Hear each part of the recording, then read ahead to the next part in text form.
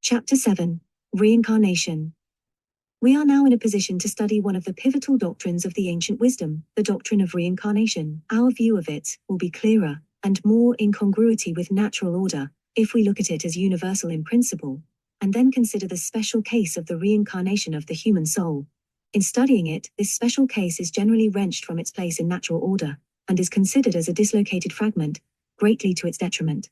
For all evolution consists of an evolving life, passing from form to form as it evolves, and storing up in itself the experience gained through the forms. The reincarnation of the human soul is not the introduction of a new principle into evolution, but the adaptation of the universal principle to meet the conditions rendered necessary by the individualization of the continuously evolving life. Mr. Lafcadio Hearn has put this point well in considering the bearing of the idea of pre-existence on the scientific thought of the West. He says, with the acceptance of the doctrine of evolution, old forms of thought crumbled, new ideas everywhere arose to take the place of worn-out dogmas, and we now have the spectacle of a general intellectual movement in directions strangely parallel with Oriental philosophy. The unprecedented rapidity and multiformity of scientific progress during the last 50 years could not have failed to provoke an equally unprecedented intellectual quickening among the non-scientific, that the highest and most complex organisms have been developed from the lowest and simplest, that a single physical basis of life is the substance of the whole living world, that no line of separation can be drawn between the animal and vegetable, that the difference between life and non-life is only a difference of degree, not of kind, that matter is not less incomprehensible than mind, while both are but varying manifestations of one and the same unknown reality. These have already become the commonplaces of the new philosophy. After the first recognition, even by theology, of physical evolution, it was easy to predict that the recognition of psychical evolution could not be indefinitely delayed, for the barrier erected by old dogma to keep men from looking backward had been broken down. And today, for the student of scientific psychology, the idea of pre-existence passes out of the realm of theory into the realm of fact, proving the Buddhist explanation of the universal mystery quite as plausible as any other. None but very hasty thinkers, wrote the late Professor Huxley, will reject it on the ground of inherent absurdity. Like the doctrine of evolution itself, that of transmigration has its roots in the world of reality, and it may claim such support as the great argument from analogy is capable of supplying. Let us consider the monad of form, Atma Buddhi. In this monad, the outbreathed life of the Logos, lie hidden all the divine powers, but, as we have seen, they are latent, not manifest and functioning. They are to be gradually aroused by external impacts, it being of the very nature of life to vibrate in answer to vibrations that play upon it. As all possibilities of vibrations exist in the monad, any vibration touching it will arouse its corresponding vibratory power, and in this way one force after another will pass from the latent to the active state. Herein lies the secret of evolution. The environment acts on the form of the living creature, and all things, be it remembered, live, and this action, transmitted through the enveloping form to the life, the monad, within it, arouses responsive vibrations which thrill outwards from the monad through the form, throwing its particles in turn into vibration, and rearranging them into a shape corresponding, or adapted, to the initial impact. This is the action and reaction between the environment and the organism, which have been recognized by all biologists, and which are considered by some as giving a sufficient mechanical explanation of evolution. Their patient and careful observation of these actions and reactions yields, however, no explanation as to why the organism should thus react to stimuli. And the ancient wisdom is needed to unveil the secret of evolution, by pointing to the self in the heart of all forms, the hidden mainspring of all the movements in nature. Having grasped this fundamental idea of a life containing the possibility of responding to every vibration that can reach it from the external universe, the actual responses being gradually drawn forth by the play upon it of external forces, the next fundamental idea to be grasped is that of the continuity of life and forms. Forms transmit their peculiarities to other forms that proceed from them, these other forms being part of their own substance, separated off to lead an independent existence.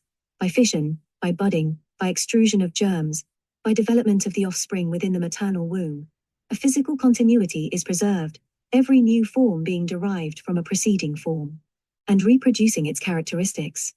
Science groups these facts under the name of the law of heredity, and its observations on the transmission of form are worthy of attention, and are illuminative of the workings of nature in the phenomenal world.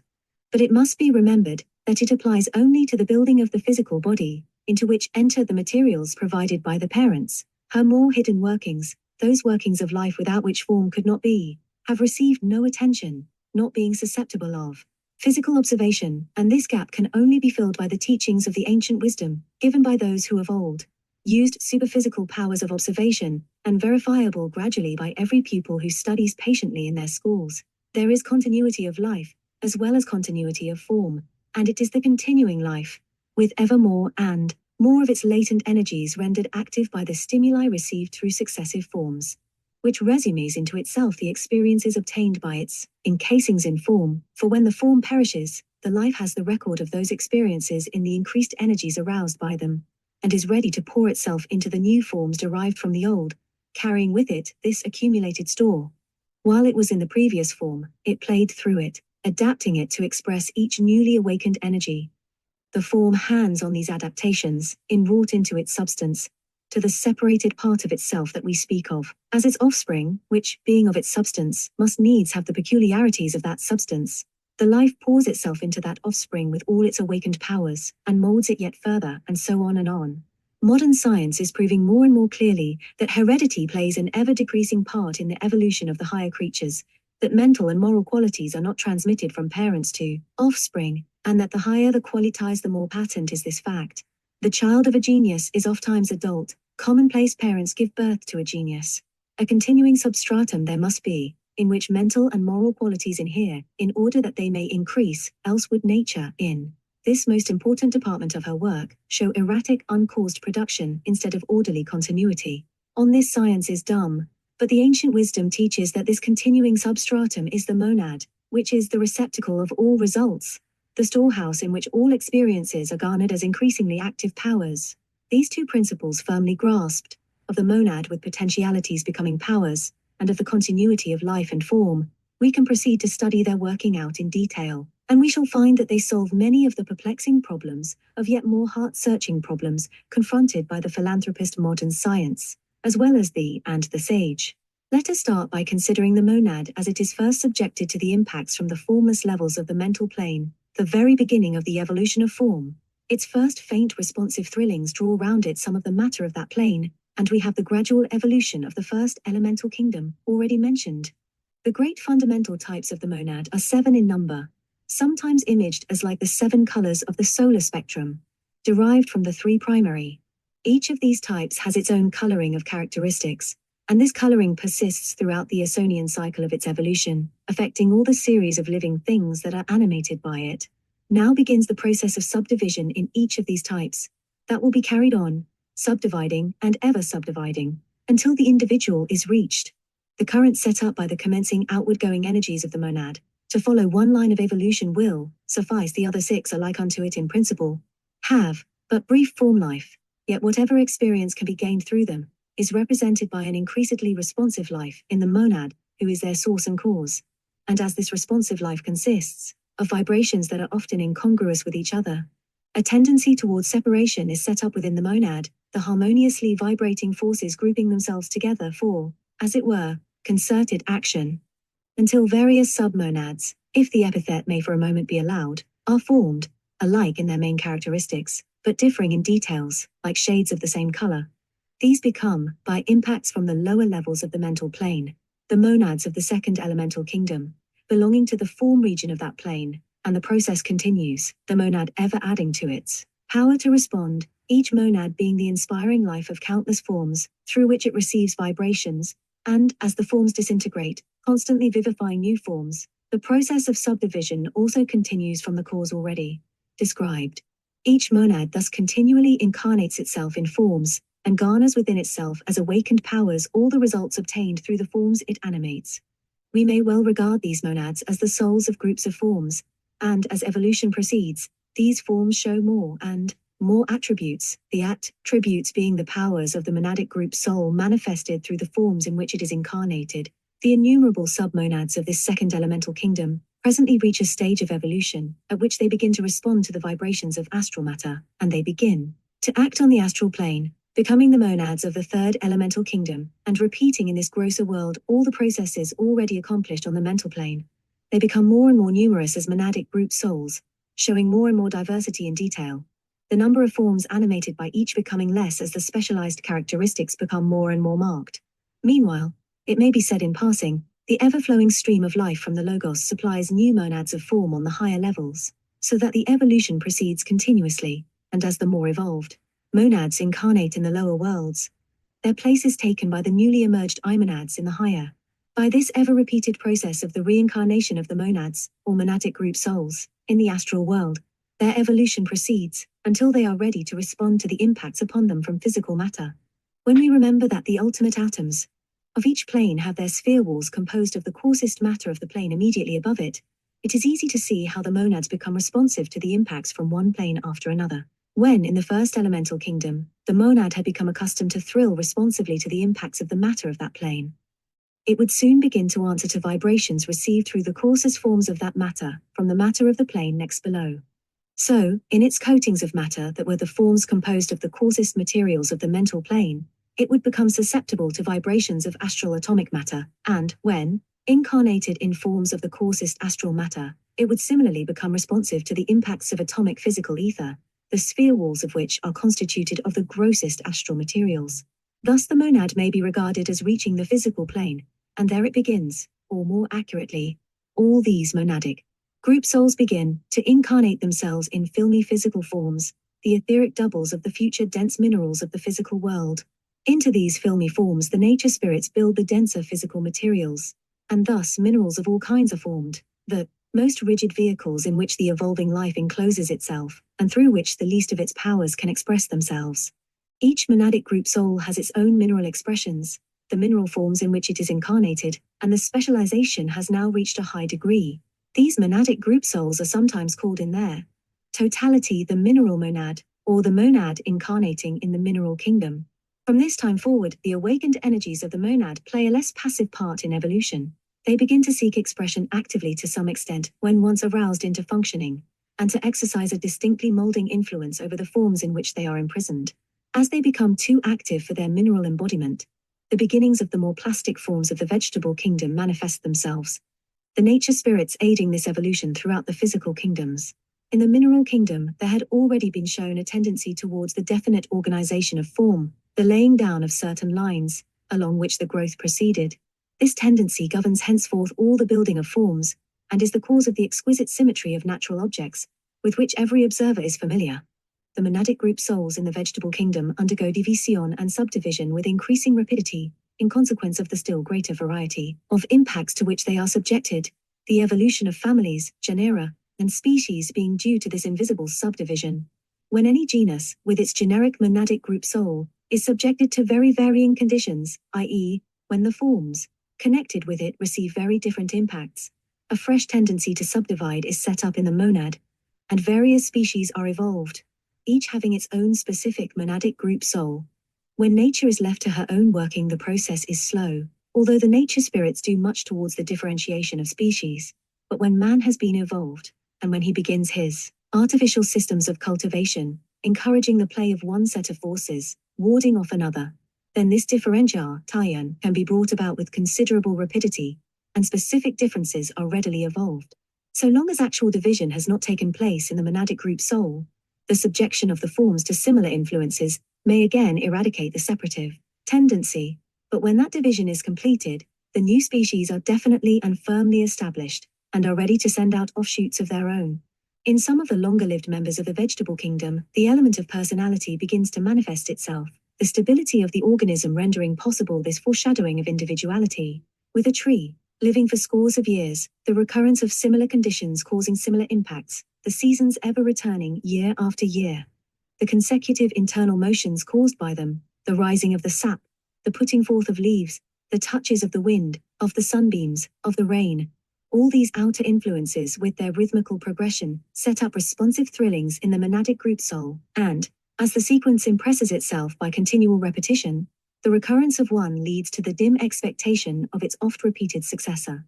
Nature evolves no quality suddenly, and these are the first faint adumbrations of what will later be memory and anticipation. In the vegetable kingdom also appear the foreshadowings of sensation, evolving in its higher members to what the Western psychologist would term massive sensations of pleasure and discomfort. The massive sensation is one that pervades the organism, and is not felt especially in any one part more than in others. It is the antithesis of the acute. It must be remembered that the monad has drawn round itself materials of the planes through which it has descended, and hence is able to contact impacts from those planes, the strongest, and those most nearly allied to the grossest forms of matter, being the first to make themselves felt. Sunshine and the chill of its absence at last impress themselves on the monadic consciousness, and its astral coating, thrown into faint vibrations, gives rise to the slight massive kind of sensation spoken of. Rain and drought affecting the mechanical constitution of the form, and its power to convey vibrations to the ensouling monad, are another of the pair of opposites, the play of which arouses the recognition of difference, which is the root alike of all sensation, and later of all thought. Thus by their repeated plant reincarnations, the monadic group souls in the vegetable kingdom evolve, until those that ensoul the highest members of the kingdom are ready for the next step. This step carries them into the animal kingdom, and here they slowly evolve in their physical and astral vehicles a very distinct personality. The animal, being free to move about, subjects itself to a greater variety of conditions than can be experienced by the plant, rooted to a single spot, and this variety, as ever, promotes differentiation. The monadic group soul, however, which animates a number of wild animals of the same species or subspecies, while it receives a great variety of impacts, since they are for the most part repeated continually, and are shared by all the members of the group, differentiates but slowly. These impacts aid in the development of the physical and astral bodies, and through them the monadic group soul gathers much experience. When the form of a member of the group perishes, the experience gathered through that form is accumulated in the monadic group soul, and may be said to color it. The slightly increased life of the monadic group soul, poured into all the forms which compose its group, shares among all the experience of the perished form, and in this way continually repeated experiences, stored up in the monadic group soul, appear as instincts, accumulated hereditary experiences in the new forms. Countless birds having fallen a prey to hawks, chicks just out of the egg will cower at the approach of one of the hereditary enemies, for the life that is incarnated in them knows the danger, and the innate instinct is the expression of its knowledge. In this way are formed the wonderful instincts that guard animals from innumerable habitual perils, while a new danger finds them unprepared and only bewilders them. As animals come under the influence of man, the monadic group soul evolves with greatly increased rapidity, and, from causes similar to those which affect plants under domestication, subdivision of the incarnating life is more readily brought about. Personality evolves and becomes more and more strongly marked. In the earlier stages it may almost be said to be compound. A whole flock of wild creatures will act as, though moved by a single personality, so completely are the forms dominated by the common soul, it, in turn, being affected by the impulses from the external world. Domesticated animals of the higher types, the elephant, the horse, the cat, the dog, show a more individualized personality. Two dogs, for instance, may act very differently under the impact of the same circumstances. The monadic group soul incarnates in a decreasing number of forms, as it gradually approaches the point at which complete individualization will be reached. The desire body, or kamic vehicle, becomes considerably developed, and persists for some time after the death of the physical body, leading an independent existence in Kamaloka. At last the decreasing number of forms animated by a monadic group soul comes down to unity, and it animates a succession of single forms, a condition differing from human reincarnation only by the absence of manas, with its causal and mental bodies. The mental matter brought down by the monadic group soul begins to be susceptible to impacts from the mental plane, and the animal is then ready to receive the third great outpouring of the life of the logos. The tabernacle is ready for the reception of the human monad. The human monad is, as we have seen, triple in its nature, its three aspects being denominated, respectively, the spirit, the spiritual soul, and the human soul, atma, buddhi, manas. Doubtless, in the course of eons of evolution, the upwardly evolving monad of form might have unfolded manas by progressive growth, but both in the human race in the past, and in the animals of the present, such has not been the course of nature. When the house was ready, the tenant was sent down. From the higher planes of being the atmic life descended, veiling itself in buddhi, as a golden thread, and its third aspect, manas, showing itself in the higher levels of the formless world of the mental plane. Germinal manas within the form was fructified, and the embryonic causal body was formed by the union. This is the individualization of the spirit, the encasing of it in form. And this spirit encased in the causal body is the soul, the individual, the real man. This is his birth hour, for though his essence be eternal, unborn and undying, his birth in time as an individual is definite. Further, this outpoured life reaches the evolving forms not directly but by intermediaries. The human race having attained the point of receptivity, certain great ones, called sons of mind, cast into men the monadic spark of Atma Buddhi Manas, needed for the formation of the embryonic soul. And some of these great ones actually incarnated in human forms, in order to become the guides and teachers of the infant humanity. These sons of mind had completed their own intellectual evolution in other worlds, and came to this younger world, our Earth, for the purpose of thus aiding in the evolution of the human race. They are, in truth, the spiritual fathers of the bulk of our humanity, other intelligences of much lower grade, men who had evolved in preceding cycles in another world, incarnated among the descendants of the race that received its infant souls in the way just described. As this race evolved, the human tabernacles improved, and myriads of souls that were awaiting the opportunity of incarnation, that they might continue their evolution, took birth among its children. These partially evolved souls are also spoken of in the ancient records as sons of mind, for they were possessed of mind, although comparatively it was but little. Developed, childish souls we may call them, in distinguishment from the embryonic souls of the bulk of humanity, and the mature souls of the great teachers. These child souls, by reason of their more evolved intelligence, formed the leading types of the ancient world, the classes higher in mentality, and therefore in the power of acquiring knowledge, that dominated the masses of less developed men in antiquity.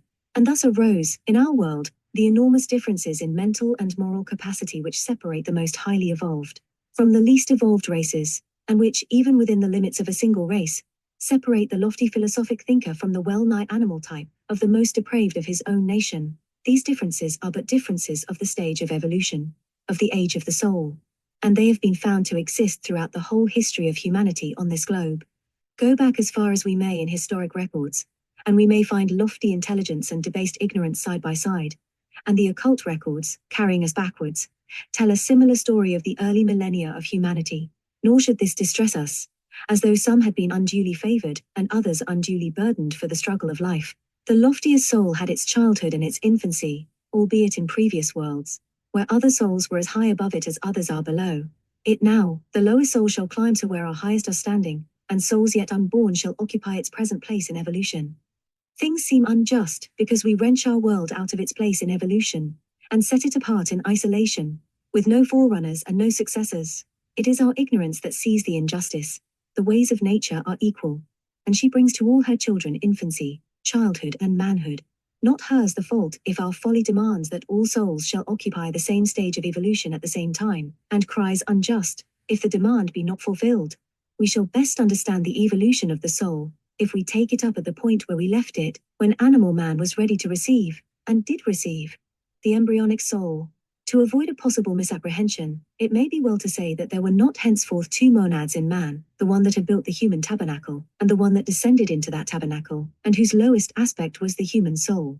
To borrow a simile again from H.P. Blavatsky, as two rays of the sun may pass through a hole in a shutter, and mingling together, form but one ray, though they had been twain, so is it with these rays from the Supreme Sun, the divine Lord of our universe.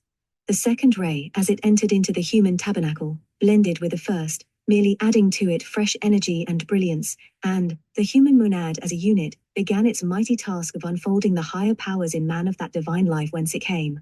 The embryonic soul, the thinker, had at the beginning for its embryonic mental body the mind-stuff envelope that the monad of form had brought with it, but had not yet organized into any possibility of functioning. It was the mere germ of a mental body, attached to a mere germ of a causal body, and for many a life the strong desire, nature had its will with the soul, whirling it along the road of its own passions and appetites, and dashing up against it all the furious waves of its own uncontrolled animality. Repulsive as this early life of the soul may at first seem to some when looked at from the higher stage that we have now attained, it was a necessary one for the germination of the seeds of mind. Recognition of difference, the perception that one thing is different from another, is a preliminary essential to thinking at all. And, in order to awaken this perception in the as yet unthinking soul, strong and violent contrasts had to strike upon it, so as to force, blow after blow of riotous their differences upon it pleasure, blow after blow of crushing pain. The external world hammered on the soul through the desire nature, till perceptions began to be slowly made, and, after countless repetitions, to be registered. The little gains made in each life was stored up by the thinker, as we have already seen, and thus slow progress was made. Slow progress indeed, for scarcely anything was thought, and hence scarcely anything was done in the way of organizing the mental body. Not until many perceptions had been registered in it as mental images were there any material on which mental action, initiated from within, could be This would begin when two or more of these mental images were drawn together, and some inference, however elementary, was made from them. That inference was the beginning of reasoning, the germ of all the systems of logic which the intellect of man has since evolved or assimilated. These inferences would at first all be made in the service of the desire nature, for the increasing of pleasure, the lessening of pain, but each one would increase the activity of the mental body, and would stimulate it into more ready functioning. It will readily be seen that at this period of his infancy man had no knowledge of good or of evil. Right and wrong had for him no existence. The right is that which is in accordance with the divine will, which helps forward the progress of the soul, which tends to the strengthening of the higher nature of man, and to the training and subjugation of the lower. The wrong is that which retards evolution, which retains the soul in the lower stages, after he has learned the lessons they have to teach, which tends to the mastery of the lower nature over the higher, and assimilates man to the brute he should be outgrowing, instead of to the God he should be evolving. Ere man could know what was right, he had to learn the existence of law, and this he could only learn by following all that attracted him in the outer world, by grasping at every desirable object, and then by learning from experience, sweet or bitter, whether his delight was in harmony, or in conflict with the law. Let us take an obvious example, the taking of pleasant food, and see how infant man might learn therefrom the presence of a natural law. At the first taking, his hunger was appeased, his taste was gratified, and only pleasure resulted from the experience, for his action was in harmony with law. On another occasion, desiring to increase pleasure, he ate overmuch and suffered in consequence, for he transgressed against the law. A confusing experience too, the dawning intelligence, how the pleasurable became painful by excess. Over and over again he would be led by desire into excess, and each time he would experience the painful consequences, until at last he learned moderation, i.e., he learned to conform his bodily acts in this respect to physical law, for he found that there were conditions which affected him, and which he could not control, and that only by observing them could physical happiness be ensured. Similar experiences flowed in upon him through all the bodily organs, with undeviating regularity. His outrushing desires brought him pleasure or pain just as they worked with the laws of nature or against them, and as experience increased, it began to guide his steps, to influence his choice. It was not as though he had to begin his experience anew with every life, for on each new birth he brought with him mental faculties a little increased, an ever-accumulating store. I have said that the growth in these early days was very slow, for there was but the dawning of mental action, and when the man left his physical body at death, he passed most of his time in Kamaloka, sleeping through a brief devachanic period of unconscious assimilation of any minute mental experiences not yet sufficiently developed for the active heavenly life that lay before him after many days. Still, the enduring causal body was there, to be the receptacle of his qualities, and to carry them on for further development into his next life on earth. The part played by the monadic group soul in the earlier stages of evolution is played in man by the causal body, and it is this continuing entity who, in all cases, makes evolution possible. Without him, the accumulation of mental and moral experiences, shown as faculties, would be as impossible as would be the accumulation of physical experiences, shown as racial and family characteristics. Without the continuity of physical plasm, souls without a past behind them, springing suddenly into existence, out of nothing, with marked mental and moral peculiarities, are a conception, as monstrous as would be the corresponding conception of baby suddenly appearing from nowhere, unrelated to anybody, but showing marked racial and family types. Neither the man nor his physical vehicle is uncaused, or caused by the direct creative power of the Logos. Here, as in so many other cases, the invisible things are clearly seen by their analogy with the visible being, in very truth, nothing more than the images, the reflections, of things unseen. Without a continuity in the physical plasm, there would be no means for the evolution of physical peculiarities. Without the continuity of the intelligence, there would be no means for the evolution of mental and moral qualities. In both cases, without continuity, evolution would be stopped at its first stage, and the world would be a chaos of infinite and isolated beginnings, instead of a cosmos continually becoming. We must not omit to notice that in these early days, much variety is caused in the type and in the nature of individual progress, by the environment which surrounds the individual. Ultimately, all the souls have to develop all their powers, but the order in which these powers are developed depends on the circumstances amid which the soul is placed. Climate, the fertility or sterility of nature, the life of the mountain or of the plain, of the inland forest or the ocean shore. These things and countless others will call into activity one set or another of the awakening mental energies. A life of extreme hardship, of ceaseless struggle with nature, will develop very different powers from those evolved amid the luxuriant plenty of a tropical island. Both sets of power years are needed, for the soul is to conquer every region of nature, but striking differences may thus be evolved even in souls of the same age, and one may appear to be more advanced than the other, according as the observer estimates most highly the more practical or the more contemplative powers of the soul, the active outward-going energies, or the quiet inward-turned musing faculties. The perfected soul possesses all, but the soul in the making must develop them successively, and thus arises another cause of the immense variety found among human beings. For again, it must be remembered that human evolution is individual. In a group informed by a single monadic group soul, the same instincts will be found in all, for the receptacle of the experiences is that monadic group soul, and it pours its life into all the forms dependent upon it. But each man has his own physical vehicle, and one only at a time, and the receptacle of all experiences is the causal body, which pours its life into its one physical vehicle, and can affect no other physical vehicle, being connected with none other. Hence we find differences separating individual men greater than ever separated closely allied animals, and hence also the evolution of qualities cannot be studied in men in the mass, but only in the continuing individual. The lack of power to make such a study leaves science unable to explain why some men tower above their fellows, intellectual and moral giants, unable to trace the intellectual evolution of a Shankaracharya or a Pythagoras, the moral evolution of a Buddha or of a Christ. Let us now consider the factors in reincarnation, as a clear understanding of these is necessary for the explanation of some of the difficulties, such as the alleged loss of memory, which are felt by those unfamiliar with the idea. We have seen that man, during his passage through physical death, Kamaloka and Devachan, loses, one after the other, his various bodies, the physical, the astral, and the mental. These are all disintegrated, and their particles remix with the materials of their several planes. The connection of the man with the physical vehicle is entirely broken off and done with, but the astral and mental bodies hand on to the man himself, to the thinker. The germs of the faculties and qualities resulting from the activities of the earth life, and these are stored within the causal body, the seeds of his next astral and mental bodies. At this stage, then, only the man himself is left, the laborer who has brought his harvest home, and has lived upon it till it is all worked up into himself. The dawn of a new life begins, and he must go forth again to his labor until the even.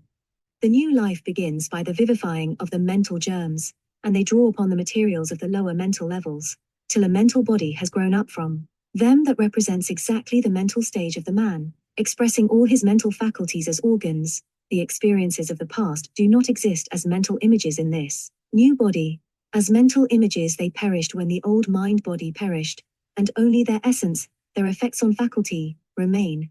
They were the food of the mind, the materials which it wove into powers, and in the new body they reappear as powers. They determine its materials, and they form its organs. When the man, the thinker, has thus clothed himself with a new body for his coming life on the lower mental levels, he proceeds, by vivifying the astral germs, to provide himself with an astral body for his life on the astral plane. This, again, exactly represents his desire nature, faithfully reproducing the qualities he evolved in the past, as the seed reproduces its parent tree. Thus the man stands, fully equipped for his next incarnation, the only memory of the events of his past being in the causal body, in his own enduring form, the one body that passes on from life to life. Meanwhile, action external to himself is being taken to provide him with a physical body, suitable for the expression of his qualities. In past lives he had made ties with, contracted liabilities towards other human beings, and some of these will partly determine his place of birth and his family. He has been a source of happiness or of unhappiness to others. This is a factor in determining the conditions of his coming life. His desire nature is well disciplined, or unregulated and riotous. This will be taken into account in the physical heredity of the new body. He has cultivated certain mental powers, such as the artistic. This must be considered, as here again, physical heredity is an important factor where delicacy of nervous organization and tactile sensibility are required, and so on, in endless variety. The man may, certainly will, have in him many incongruous characteristics, so that only some can find expression in any one body that could be provided, and a group of his powers suitable for simultaneous expression must be selected. All this is done by certain mighty spiritual intelligences, often spoken of as the lords of karma, because it is their function to superintend the working out of causes continually set going by thoughts, desires, and actions. They hold the threads of destiny which each man has woven, and guide the reincarnating man to the environment determined by his past, unconsciously self-chosen through his past life. The race, the nation, the family, being thus determined, what may be called the mold of the physical body, suitable for the expression of the man's qualities, and for the working out of the causes he has set going, is given by these great ones, and the new etheric double, a copy of this, is built within the mother's womb by the agency of an elemental, the thought of the karmic lords being its motive power. The dense body is built into the etheric double molecule by molecule, following it exactly, and here physical heredity has full sway in the materials provided.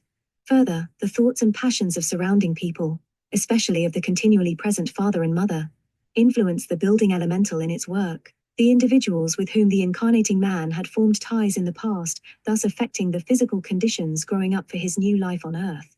At a very early stage, the new astral body comes into connection with the new etheric double, and exercises considerable influence over its formation, and through it, the mental body works upon the nervous organization, preparing it to become a suitable instrument for its own expression in the future. This influence, commenced in antenatal life, so that when a child is born, its brain formation reveals the extent and balance of its mental and moral qualities, is continued after birth, and this building of brain and nerves, and their correlation to the astral and mental bodies, go on till the 7th year of childhood, at which age the connection between the man and his physical vehicle is complete, and he may be said to work through it henceforth more than upon it. Up to this age the consciousness of the thinker is more upon the astral plane than upon the physical, and this is often evidenced by the play of psychic faculties in young children.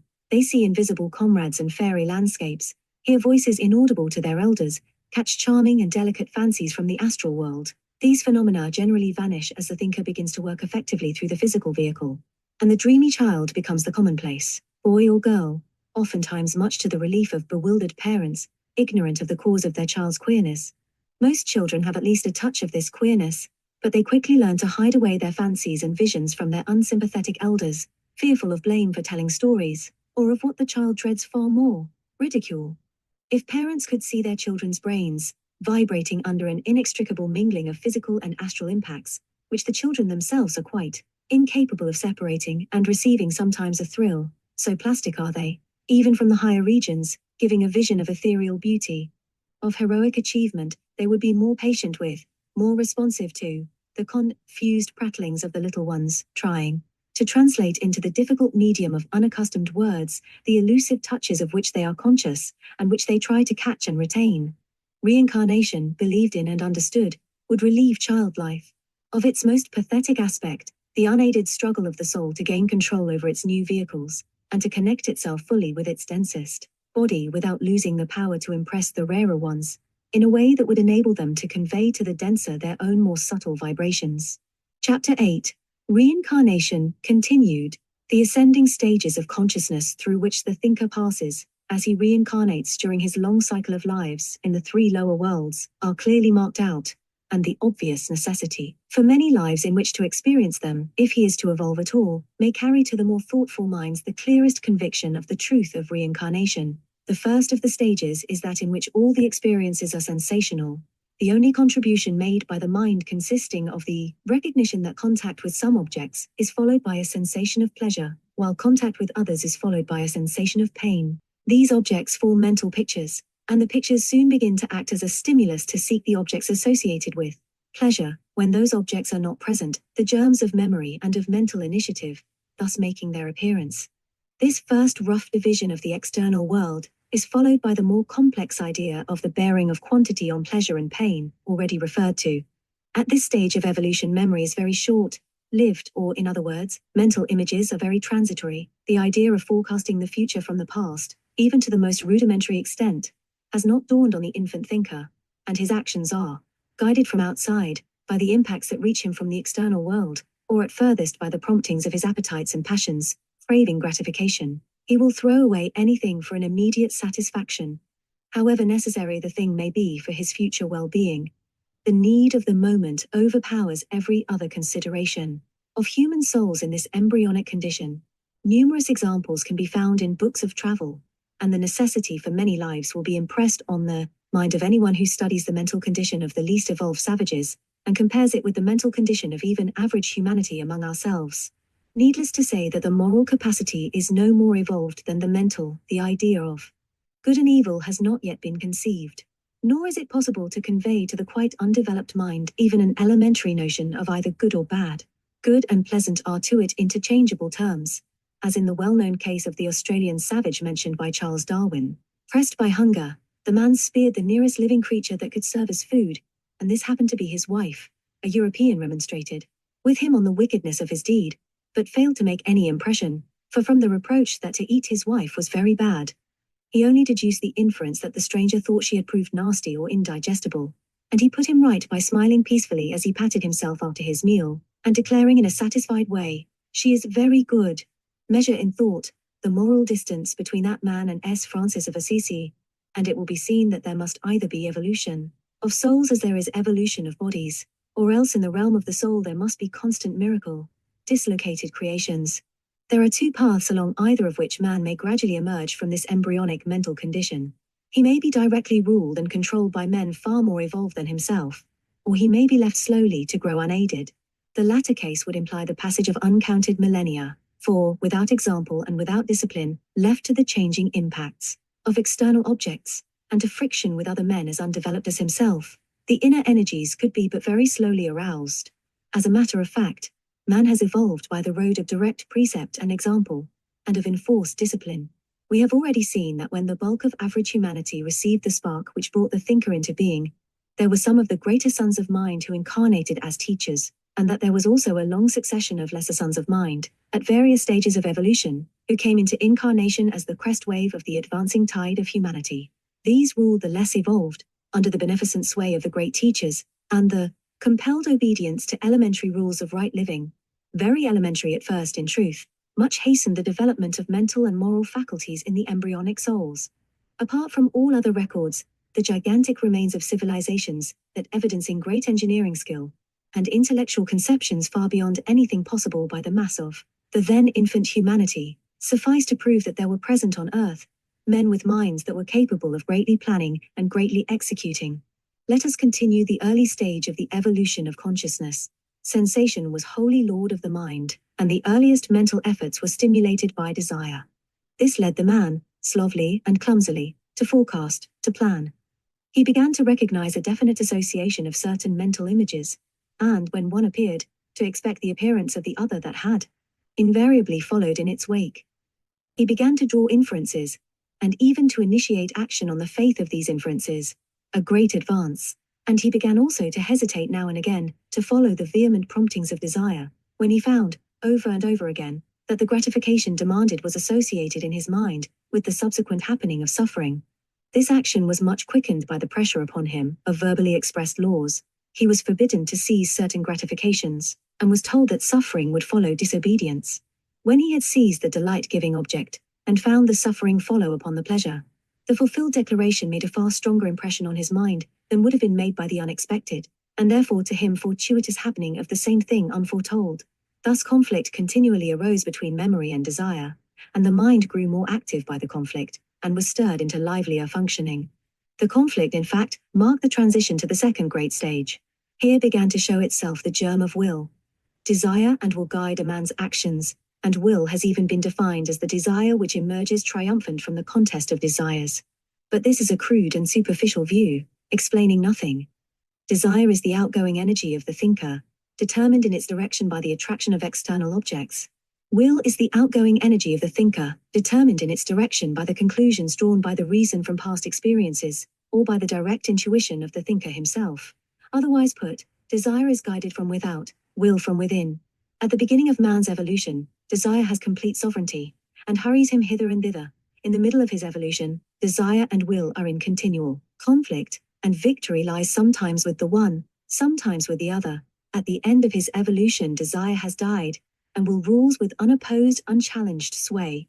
Until the thinker is sufficiently developed to see directly, will is guided by him through the reason, and as the reason can draw its conclusions only from its stock of mental images, its experience, and that stock is limited, the will constantly commands mistaken actions. The suffering which flows from these mistaken actions increases the stock of mental images, and thus gives the reason an increased store from which to draw its conclusions.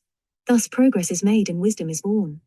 Desire often mixes itself up with will, so that what appears to be determined from within is really largely prompted by the cravings of the lower nature for objects which afford it gratification. Instead of an open conflict between the two, the lower subtly insinuates itself into the current of the higher, and turns its course aside. Defeated in the open field, the desires of the personality thus conspire against their conqueror, and often win by guile what they fail to win by force. During the whole of this second great stage, in which the faculties of the lower mind are in full course of evolution, conflict is the normal condition. Conflict between the rule of sensations and the rule of reason. The problem to be solved in humanity is the putting an end to conflict while preserving the freedom of the will, to determine the will inevitably to the best, while yet leaving that best as a matter of choice. The best is to be chosen, but by a self-initiated volition, that shall come with all the certainty of a foreordained necessity. The certainty of a compelling law is to be obtained from countless wills, each one left free to determine its own course. The solution of that problem is simple when it is known, though the contradiction looks irreconcilable when first presented. Let man be left free to choose his own actions, but let every action bring about an inevitable result. Let him run loose amid all objects of desire and seize whatever he will, but let him have all the results of his choice, be they delightful or grievous. Presently he will freely reject the objects whose possession ultimately causes him pain. He will no longer desire them when he has experienced to the full that their possession ends in sorrow. Let him struggle to hold the pleasure and avoid the pain. He will nonetheless be ground between the stones of law, and the lesson will be repeated any number of times found necessary. Reincarnation offers as many lives as are needed by the most sluggish learner. Slowly desire for an object that brings suffering in its train will die, and when the thing offers itself in all its attractive glamour, it will be rejected, not by compulsion, but by free choice. It is no longer desirable, it has lost its power. Thus with thing after thing, choice more and more runs in harmony with law. There are many roads of error, the road of truth is one. When all the paths of error have been trodden, when all have been found to end in suffering, the choice to walk in the way of truth is unswerving, because based on knowledge. The lower kingdoms work harmoniously, compelled by law. Man's kingdom is a chaos of conflicting wills, fighting against, rebelling against law. Presently there evolves from it a nobler unity, a harmonious choice of voluntary obedience, an obedience that, being voluntary, based on knowledge and on memory of the results of disobedience, is stable, and can be drawn aside by no temptation. Ignorant, inexperienced, man would always have been in danger of falling. As a god, knowing good and evil by experience, his choice of the good is raised forever beyond possibility of change. Will in the domain of morality is generally entitled conscience, and it is subject to the same difficulties in this domain as in its other activities. So long as actions are in question which have been done over and over again, of which the consequences are familiar, either to the reason or to the thinker himself, the conscience speaks quickly and firmly. But when unfamiliar problems arise, as to the working out of which experience is silent, conscience cannot speak with certainty. It has but a hesitating answer from the reason, which can draw only a doubtful inference, and the thinker cannot speak if his experience does not include the circumstances that have now arisen. Hence conscience often decides wrongly, that is, the will, failing clear direction from either the reason or the intuition, guides action amiss. Nor can we leave out of consideration the influences which play upon the mind from without, from the thought, forms of others, of friends, of the family, of the community, of the nation. These all surround and penetrate the mind with their own atmosphere, distorting the appearance of everything, and throwing all things out of proportion. Thus influenced, the reason often does not even judge calmly from its own experience, but draws false conclusions as it studies its materials through a distorting medium. The evolution of moral faculties is very largely stimulated by the affections, animal and selfish, as these are during the infancy of the thinker. The laws of morality are laid down by the enlightened reason, discerning the laws by which nature moves, and bringing human conduct into consonance with the divine will. But the impulse to obey these laws, when no outer force compels, has its root in love, in that hidden divinity in man which seeks to pour itself out, to give itself to others. Morality begins in the infant thinker when he is first moved by love to wife, to child, to friend, to do some action that serves the loved one without any thought of gain to himself thereby. It is the first conquest over the lower nature, the complete subjugation of which is the achievement of moral perfection. Hence the importance of never killing out, or striving to weaken, the affections, as is done in many of the lower kinds of occultism. However impure and gross the affections may be, they offer possibilities of moral evolution from which the cold-hearted and self-isolated have shut themselves out. It is an easier task to purify than to create love, and this is why the sinners have been said by great teachers to be nearer the kingdom of heaven than the Pharisees and scribes. The third great stage of consciousness sees the development of the higher intellectual powers. The mind no longer dwells entirely on mental images obtained from sensations, no longer reasons on purely concrete objects, nor is concerned with the attributes which differentiate one from another. The thinker, having learned clearly to discriminate between objects by dwelling upon their unlikenesses, now begins to group them together by some attribute which appears in a number of objects otherwise dissimilar, and makes a link between them. He draws out, abstracts, his common attribute, and sets all objects that possess it apart from the rest which are without it, and, in this way he evolves the power of recognizing identity amid diversity, a step toward the much later recognition of the one underlying the many. He thus classifies all that is around him, developing the synthetic faculty, and learning to construct as well as to analyze. Presently, he takes another step and conceives of the common property as an idea, apart from all the objects in which it appears, and thus constructs a higher kind of mental image than the image of a concrete object, the image of an idea that has no phenomenal existence in the worlds of form, but which exists on the higher levels of the mental plane, and affords material on which the thinker himself can work. The lower mind reaches the abstract idea by reason, and in thus doing accomplishes its loftiest flight, touching the threshold of the formless world, and dimly seeing that which lies beyond. The thinker sees these ideas, and lives among them, habitually, and when the power of abstract reasoning is developed and exercised, the thinker is becoming effective in his own world, and is beginning his life of active functioning in his own sphere. Such men care little for the life of the senses, care little for external observation, or for mental application to images of external objects. Their powers are indrawn, and no longer rush outwards in the search for satisfaction. They dwell calmly within themselves, engrossed with the problems of philosophy, with the deeper aspects of life and thought, seeking to understand causes, rather than troubling themselves with effects, and approaching nearer and nearer to the recognition of the one that underlies all the diversities of external nature. In the fourth stage of consciousness that one is seen, and with the transcending of the barriers set up by the intellect, the consciousness spreads out to embrace the world, seeing all things in itself, and as parts of itself, and seeing itself as a ray of the Logos, and therefore as one with him. Where is then the thinker? He has become consciousness, and, while the spiritual soul can at will use any of his lower vehicles, he is no longer limited to their use, nor needs them for this full and conscious life. Then is compulsory reincarnation over, and the man has destroyed death. He has verily achieved immortality. Then has he become a pillar in the temple of my God, and shall go out no more. To complete this part of our study, we need to understand the successive quickenings of the vehicles of consciousness, the bringing them one by one into activity, as the harmonious instruments of the human soul. We have seen that from the very beginning of his separate life, the thinker has possessed coatings of mental, astral, etheric, and dense physical matter. These form the media by which his life vibrates outwards, the bridge of consciousness, as we may call it, along which all impulses from the thinker may reach the dense physical body, all impacts from the outer world may reach him. But this general use of the successive bodies as parts of a connected whole is a very different thing from the quickening of each in turn to serve as a distinct vehicle of consciousness, independently of those below it, and it is this quickening of the vehicles that we have now to consider. The lowest vehicle, the dense physical body, is the first one to be brought into harmonious working order. The brain and the nervous system have to be elaborated, and to be rendered delicately responsive to every thrill which is within their gamut of vibratory power. In the early stages, while the physical dense body is composed of the grosser kinds of matter, this gamut is extremely limited, and the physical organ of mind can respond only to the slowest vibrations sent down. It answers far more promptly, as is natural, to the impacts from the external world, caused by objects similar in materials to itself.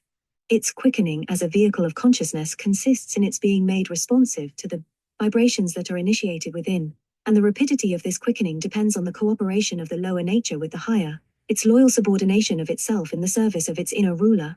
When, after many, many life periods, it dawns upon the lower nature that it exists for the sake of the soul, that all its value depends on the help it can bring to the soul, that it can win immortality only by merging itself in the soul, then its evolution proceeds with giant strides. Before this, the evolution has been unconscious. At first, the gratification of the lower nature was the object of life, and, while this was a necessary preliminary for calling out the energies of the thinker, it did nothing directly to render the body a vehicle of consciousness. The direct working upon it begins when the life of the man establishes its center in the mental body, and when thought commences to dominate sensation. The exercise of the mental powers works on the brain and the nervous system, and the coarser materials are gradually expelled to make room for the finer, which can vibrate in unison with the thought vibrations sent to them. The brain becomes finer in constitution, and increases by ever more complicated convolutions the amount of surface available for the coating of nervous matter, adapted to respond to thought vibrations. The nervous system becomes more delicately balanced, more sensitive, more alive to every thrill of mental activity, and when the recognition of its function as an instrument of the soul spoken of above has come, then active cooperation in performing this function sets in. The personality begins deliberately to discipline itself, and to set the permanent interests of the immortal individual above its own transient gratifications. It yields up the time that might be spent in the pursuit of lower pleasures to the evolution of mental powers. Day by day time is set apart for serious study, the brain is gladly surrendered to receive impacts from within instead of from without, is trained to answer to consecutive thinking, and is taught to refrain throwing up its own useless disjointed images made by past impressions. It is taught to remain at rest when it is not wanted by its master, to answer, not to initiate vibrations. Further, some discretion and discrimination will be used as to the foodstuffs which supply physical materials to the brain. The use of the coarser kinds will be discontinued, such as animal flesh and blood and alcohol, and pure food will build up a pure body. Gradually, the lower vibrations will find no materials capable of responding to them, and the physical body thus becomes more and more entirely a vehicle of consciousness, delicately responsive to all the thrills of thought, and keenly sensitive to the vibrations sent outwards by the thinker. The etheric double so closely follows the constitution of the dense body that it is not necessary to study separately its purification and quickening. It does not normally serve as a separate vehicle of consciousness, but works synchronously with its dense partner, and when separated from it, either by accident or by death, it responds very feebly to the vibrations initiated within. Its function in truth is not to serve as a vehicle of mental consciousness, but as a vehicle of prana, of specialized life force, and its dislocation from the denser particles to which it conveys the life currents is therefore disturbing and mischievous. The astral body is the second vehicle of consciousness to be vivified, and we have already seen the changes through which it passes as it becomes organized for its work. When it is thoroughly organized, the consciousness which has hitherto worked within it, imprisoned by it, when in sleep it has left the physical body and is drifting about in the astral world, begins not only to receive the impressions through it of astral objects that form the so-called dream consciousness, but also to perceive astral objects by its senses. That is, it begins to relate the impressions received to the objects which give rise to those impressions. These perceptions are at first confused, just as are the perceptions at first made by the mind through a new physical baby body, and they have to be corrected by experience in the one case as in the other. The thinker has gradually to discover the new powers which he can use through this subtler vehicle, and by which he can control the astral elements and defend himself against astral dangers. He is not left alone to face this new world unaided, but is taught and helped, and, until he can guard himself, protected by those who are more experienced than himself in the ways of the astral world. Gradually, the new vehicle of consciousness comes completely under his control, and life on the astral plane is as natural and as familiar as life on the physical. The third vehicle of consciousness, the mental body, is rarely, if ever, vivified for independent action without the direct instruction of a teacher, and its functioning belongs to the life of the disciple at the present stage of human evolution. As we have already seen, it is rearranged for separate functioning on the mental plane. And here again experience and training are needed, ere it comes fully under its owner's control. A fact, common to all these three vehicles of consciousness, but more apt to mislead perhaps in the subtler than in the denser, because it is generally forgotten in their case, while it is so obvious that it is remembered in the denser, is that they are subject to evolution, and that with their higher evolution, their powers to receive and to respond to vibrations increase. How many more shades of a color are seen by a trained eye than by an untrained? How many overtones are heard by a trained ear, where the untrained hears only the single fundamental note?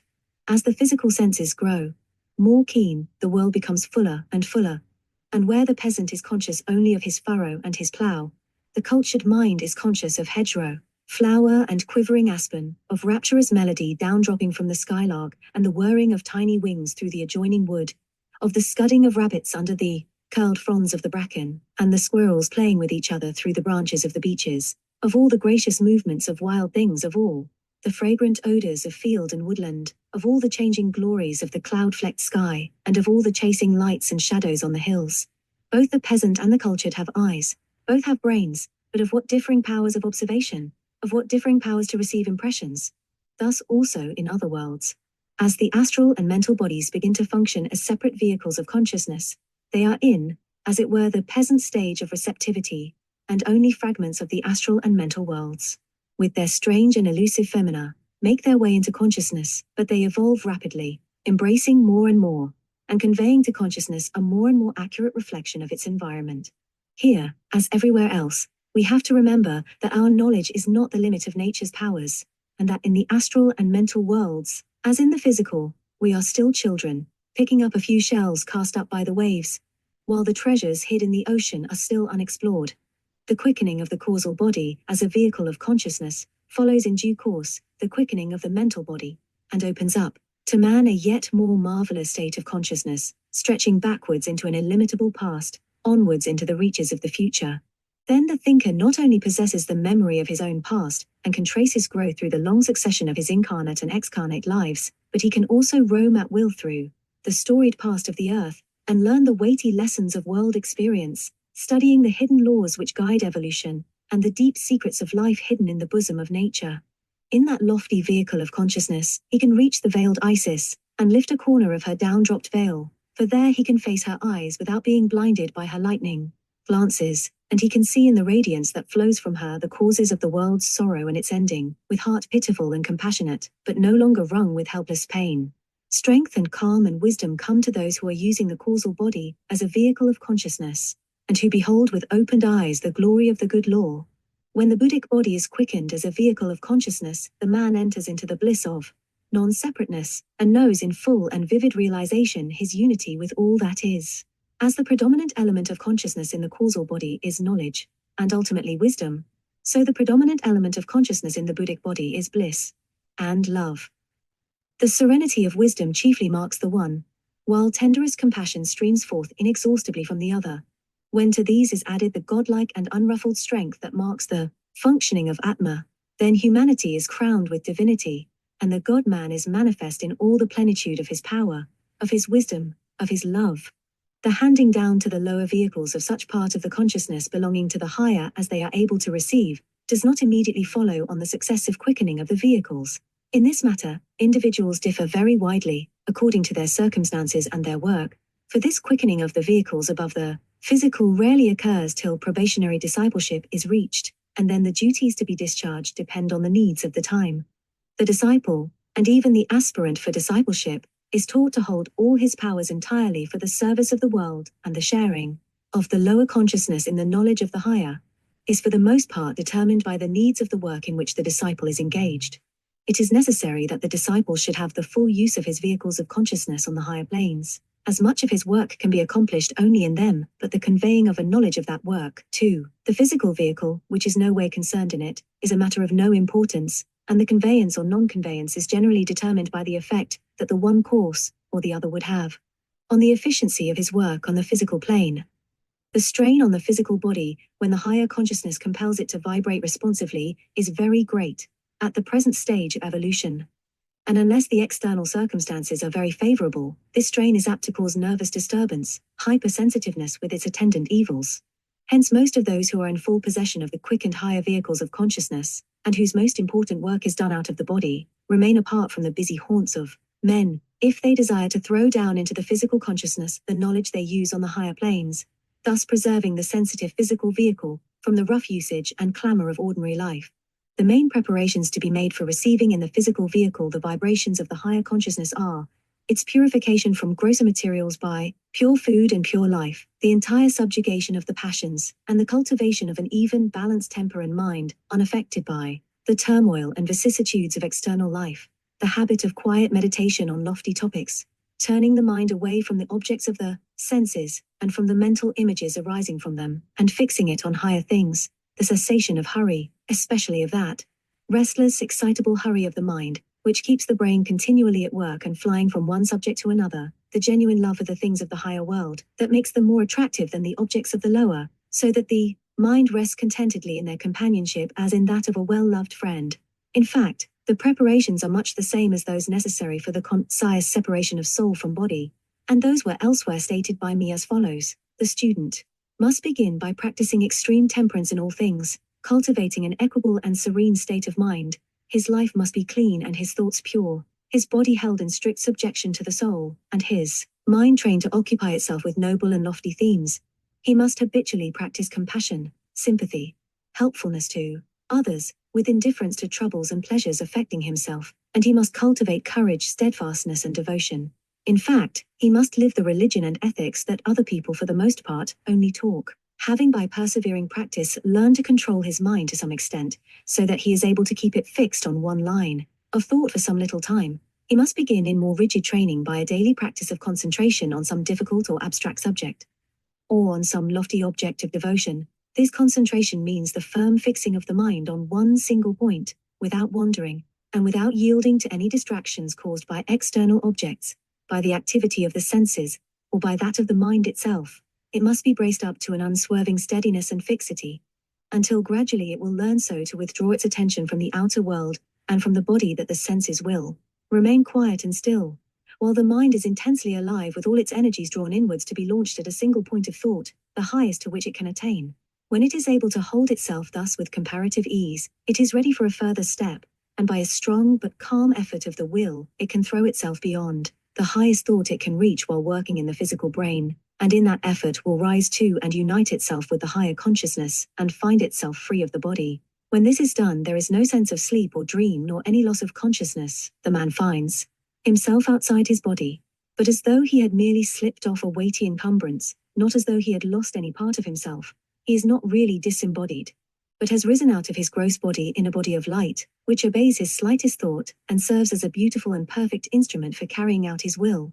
In this he is free of the subtle worlds, but will need to train his faculties long and carefully for reliable work under the new conditions. Freedom from the body may be obtained in other ways, by the rapt intensity of devotion, or by special methods that may be imparted by a great teacher to his disciple.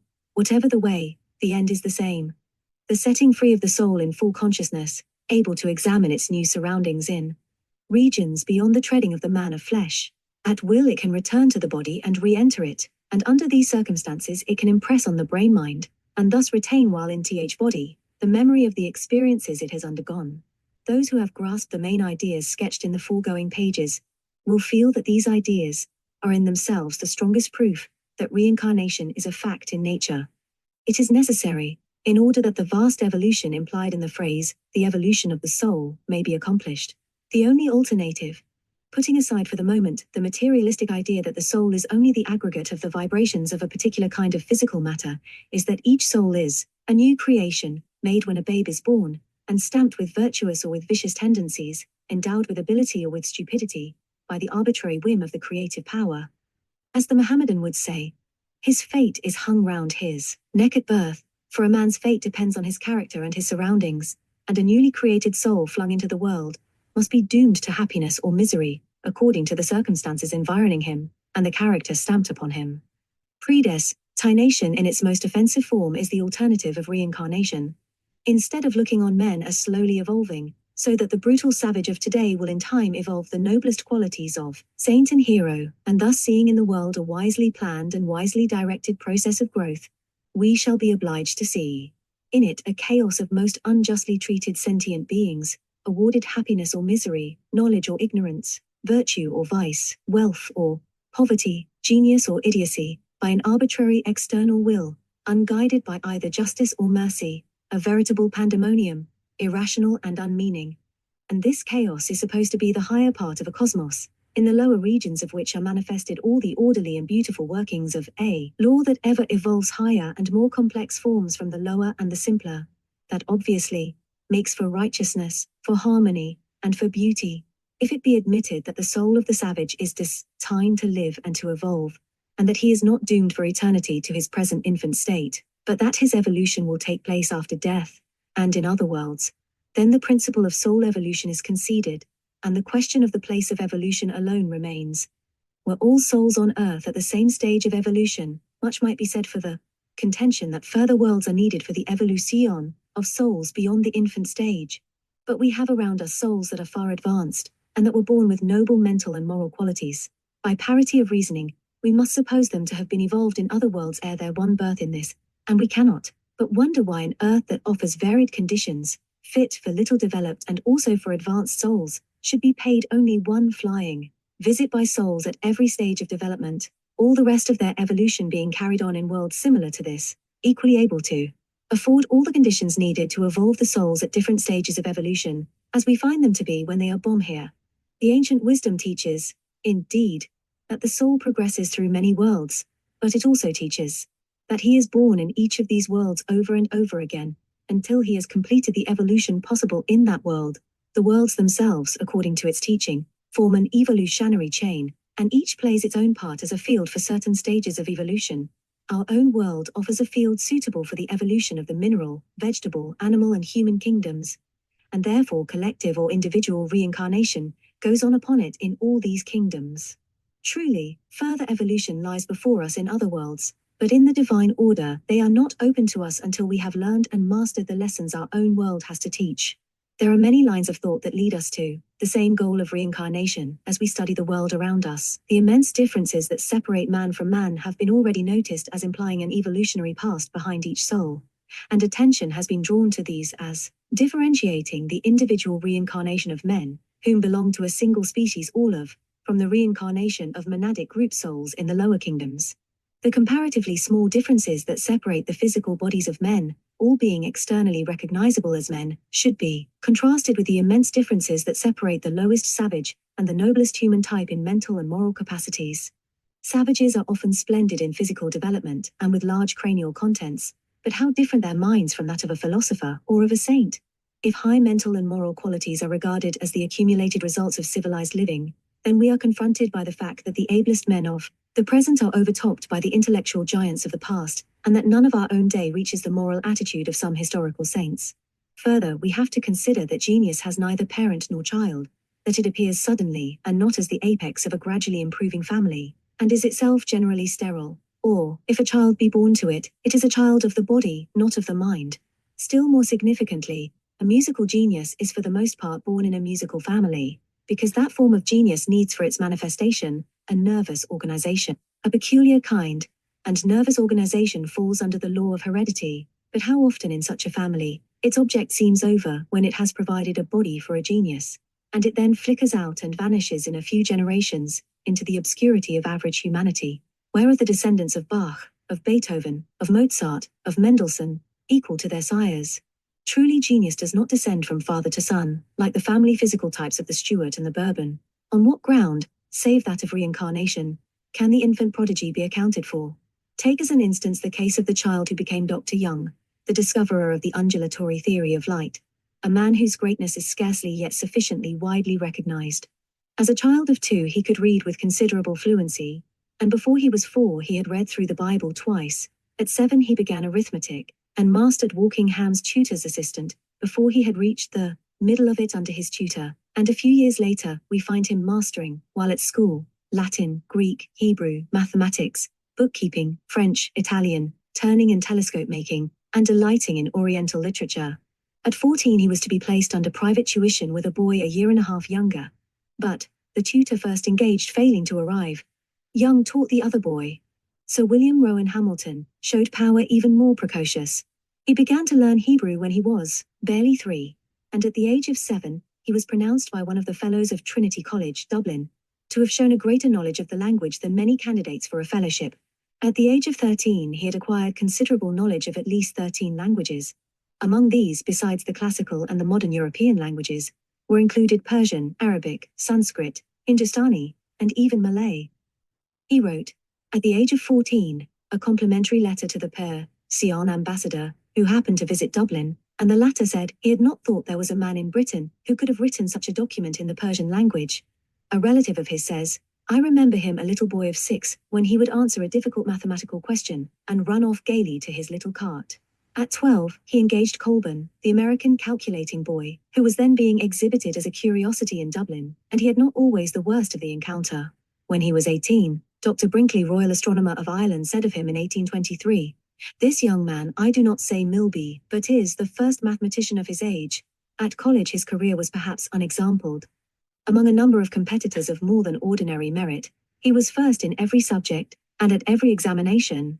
Let the thoughtful student compare these boys with a semi-idiot, or even with an average lad. Note how, starting with these advantages, they become leaders of thought, and then ask himself whether such souls have no past behind them.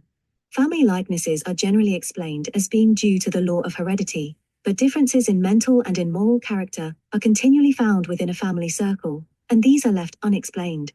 Reincarnation explains the likenesses by the fact that a soul in taking birth is directed to a family which provides by its physical heredity a body suitable to express his characteristics, and it explains the unlikenesses by attaching the mental and moral character to the individual himself, while showing that ties set up in the past have led him to take birth in connection with some other individual of that family. A matter of significance in connection with twins is that during infancy they will often be indistinguishable from each other, even to the keen eye of mother and of nurse, whereas, later in life, when Manus has been working on his physical encasement, he will have so modified it that the physical likeness lessens, and the differences of character stamp themselves on the mobile features.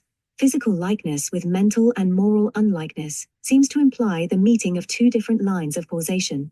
The striking dissimilarity found to exist between people of about equal intellectual power in assimilating particular kinds of knowledge is another pointer to reincarnation.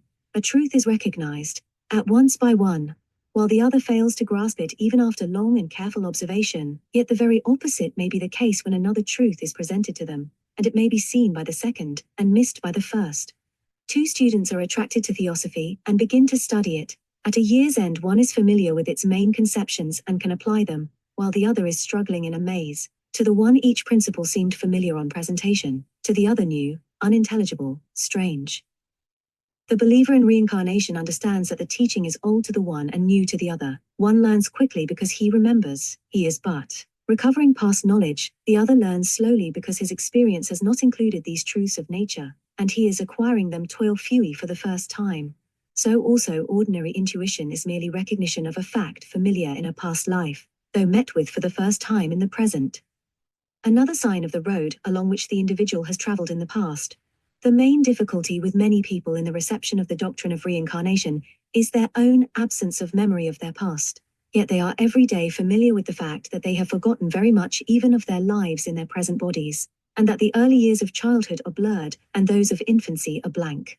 They must also know that events of the past which have entirely slipped out of their normal consciousness are yet hidden away in dark caves of memory, and can be brought out again vividly in some form of disease, or under the influence of mesmerism. A dying man has been known to speak a language heard only in infancy, and unknown to him during a long life. In delirium, events long forgotten have presented themselves vividly to the consciousness. Nothing is really forgotten, but much is hidden out of sight of the limited vision of our waking consciousness, the most limited form of our consciousness, although the only consciousness recognized by the vast majority. Just as the memory of some of the present life is indrawn beyond the reach of this waking consciousness, and makes itself known again, only when the brain is hypersensitive, and thus able to respond to vibrations that usually beat against it unheeded, so is the memory of the past lives stored up out of reach of the physical consciousness. It is all with the thinker, who alone persists from life to life. He has the whole book of memory within his reach, for he is the only eye that has passed through all the experiences recorded therein. Moreover, he can impress his own memories of the past on his physical vehicle, as soon as it has been sufficiently purified to answer to his swift and subtle vibrations, and then the man of flesh can share his knowledge of the storied past. The difficulty of memory does not lie in forgetfulness, for the lower vehicle, the physical body, has never passed through the previous lives of its owner. It lies in the absorption of the present body in its present environment, in its coarse irresponsiveness to the delicate thrills in which alone the soul can speak. Those who would remember the past must not have their interests centered in the present, and they must purify and refine the body till it is able to receive impressions from the subtler spheres. Memory of their own past lives, however, is possessed by a considerable number of people who have achieved the necessary sensitiveness of the physical organism, and to these, of course, reincarnation is no longer a theory, but has become a matter of personal knowledge. They have learned how much richer life becomes when memories of past lives pour into it, when the friends of this brief day are found to be the friends of the long ago, and old remembrances strengthen the ties of the fleeting present. Life gains security and dignity when it is seen with a long vista behind it, and when the loves of old reappear in the loves of today. Death fades into its proper place as a mere incident in life, a change from one scene to another, like a journey that separates bodies but cannot sunder friend from friend. The links of the present are found to be part of a golden chain that stretches backwards, and the future can be faced with a glad security in the thought that these links will endure through days to come, and form part of that unbroken chain. Now and then we find children who have brought over a memory of their immediate past, for the most part when they have died in childhood, and are reborn almost immediately. In the West, such cases are rarer than in the East, because in the West the first words of such a child would be met with disbelief, and he would quickly lose faith in his own memories. In the East, where belief in reincarnation is almost universal, the child's remembrances are listened to, and where the opportunity serves, they have been verified. There is another important point with respect to memory that will repay consideration. The memory of past events remains, as we have seen, with the thinker only, but the results of those events embodied in faculties are at the service of the lower man.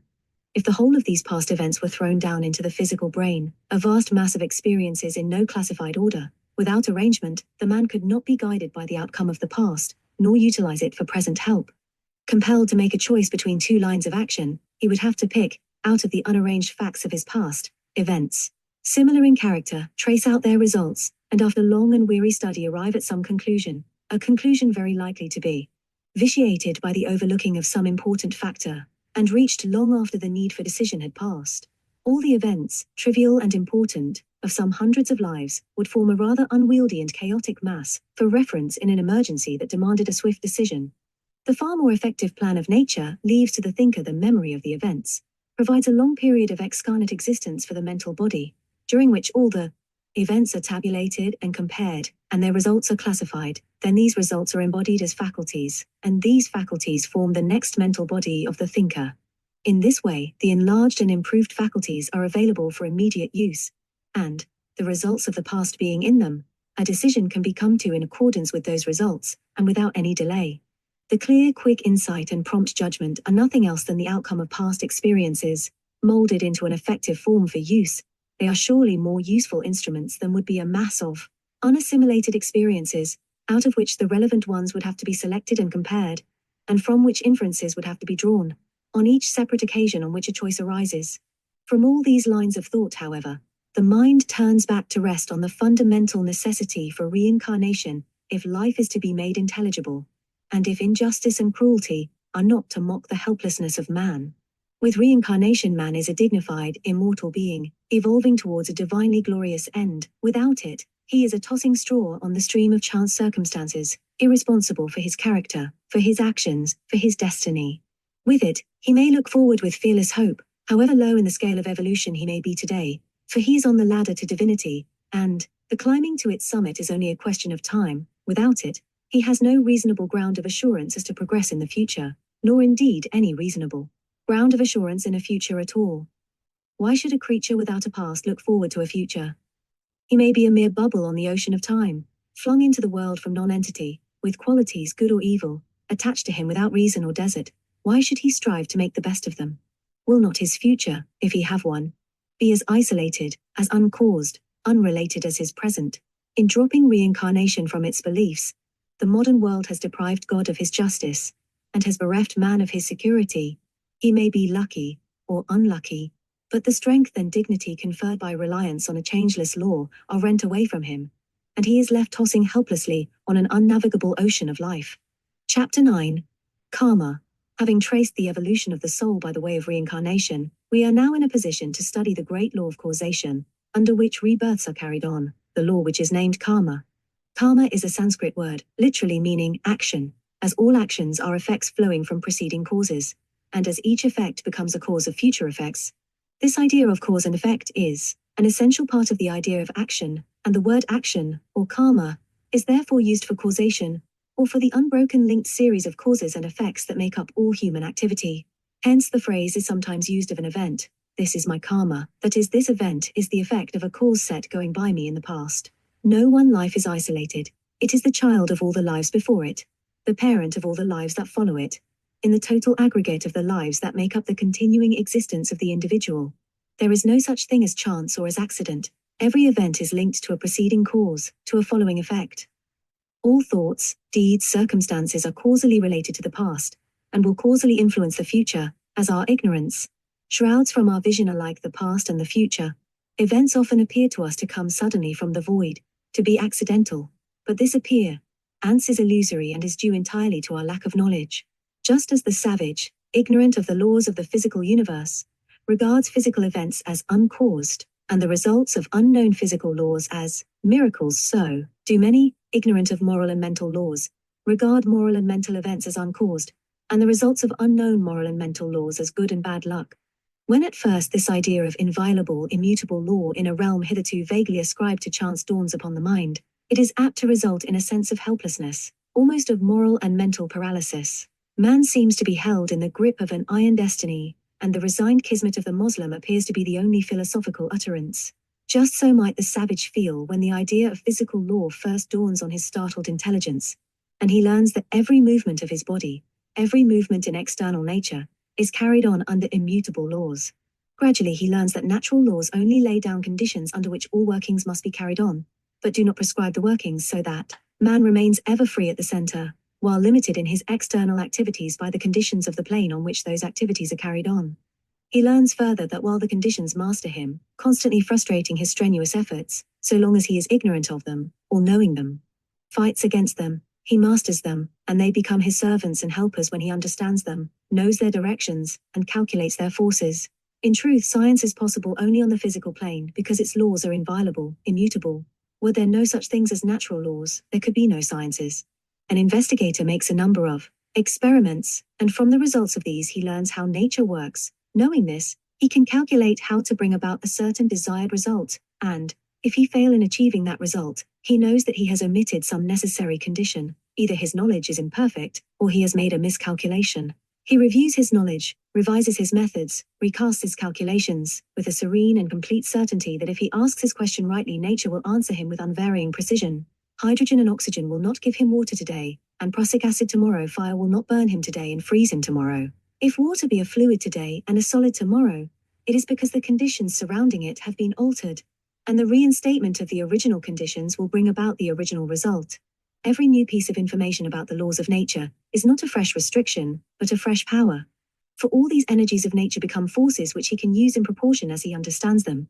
Hence the saying that knowledge is power, for exactly in proportion to his knowledge can he utilize these forces, by selecting those with which he will work, by balancing one against another, by neutralizing opposing energies that would interfere with his object.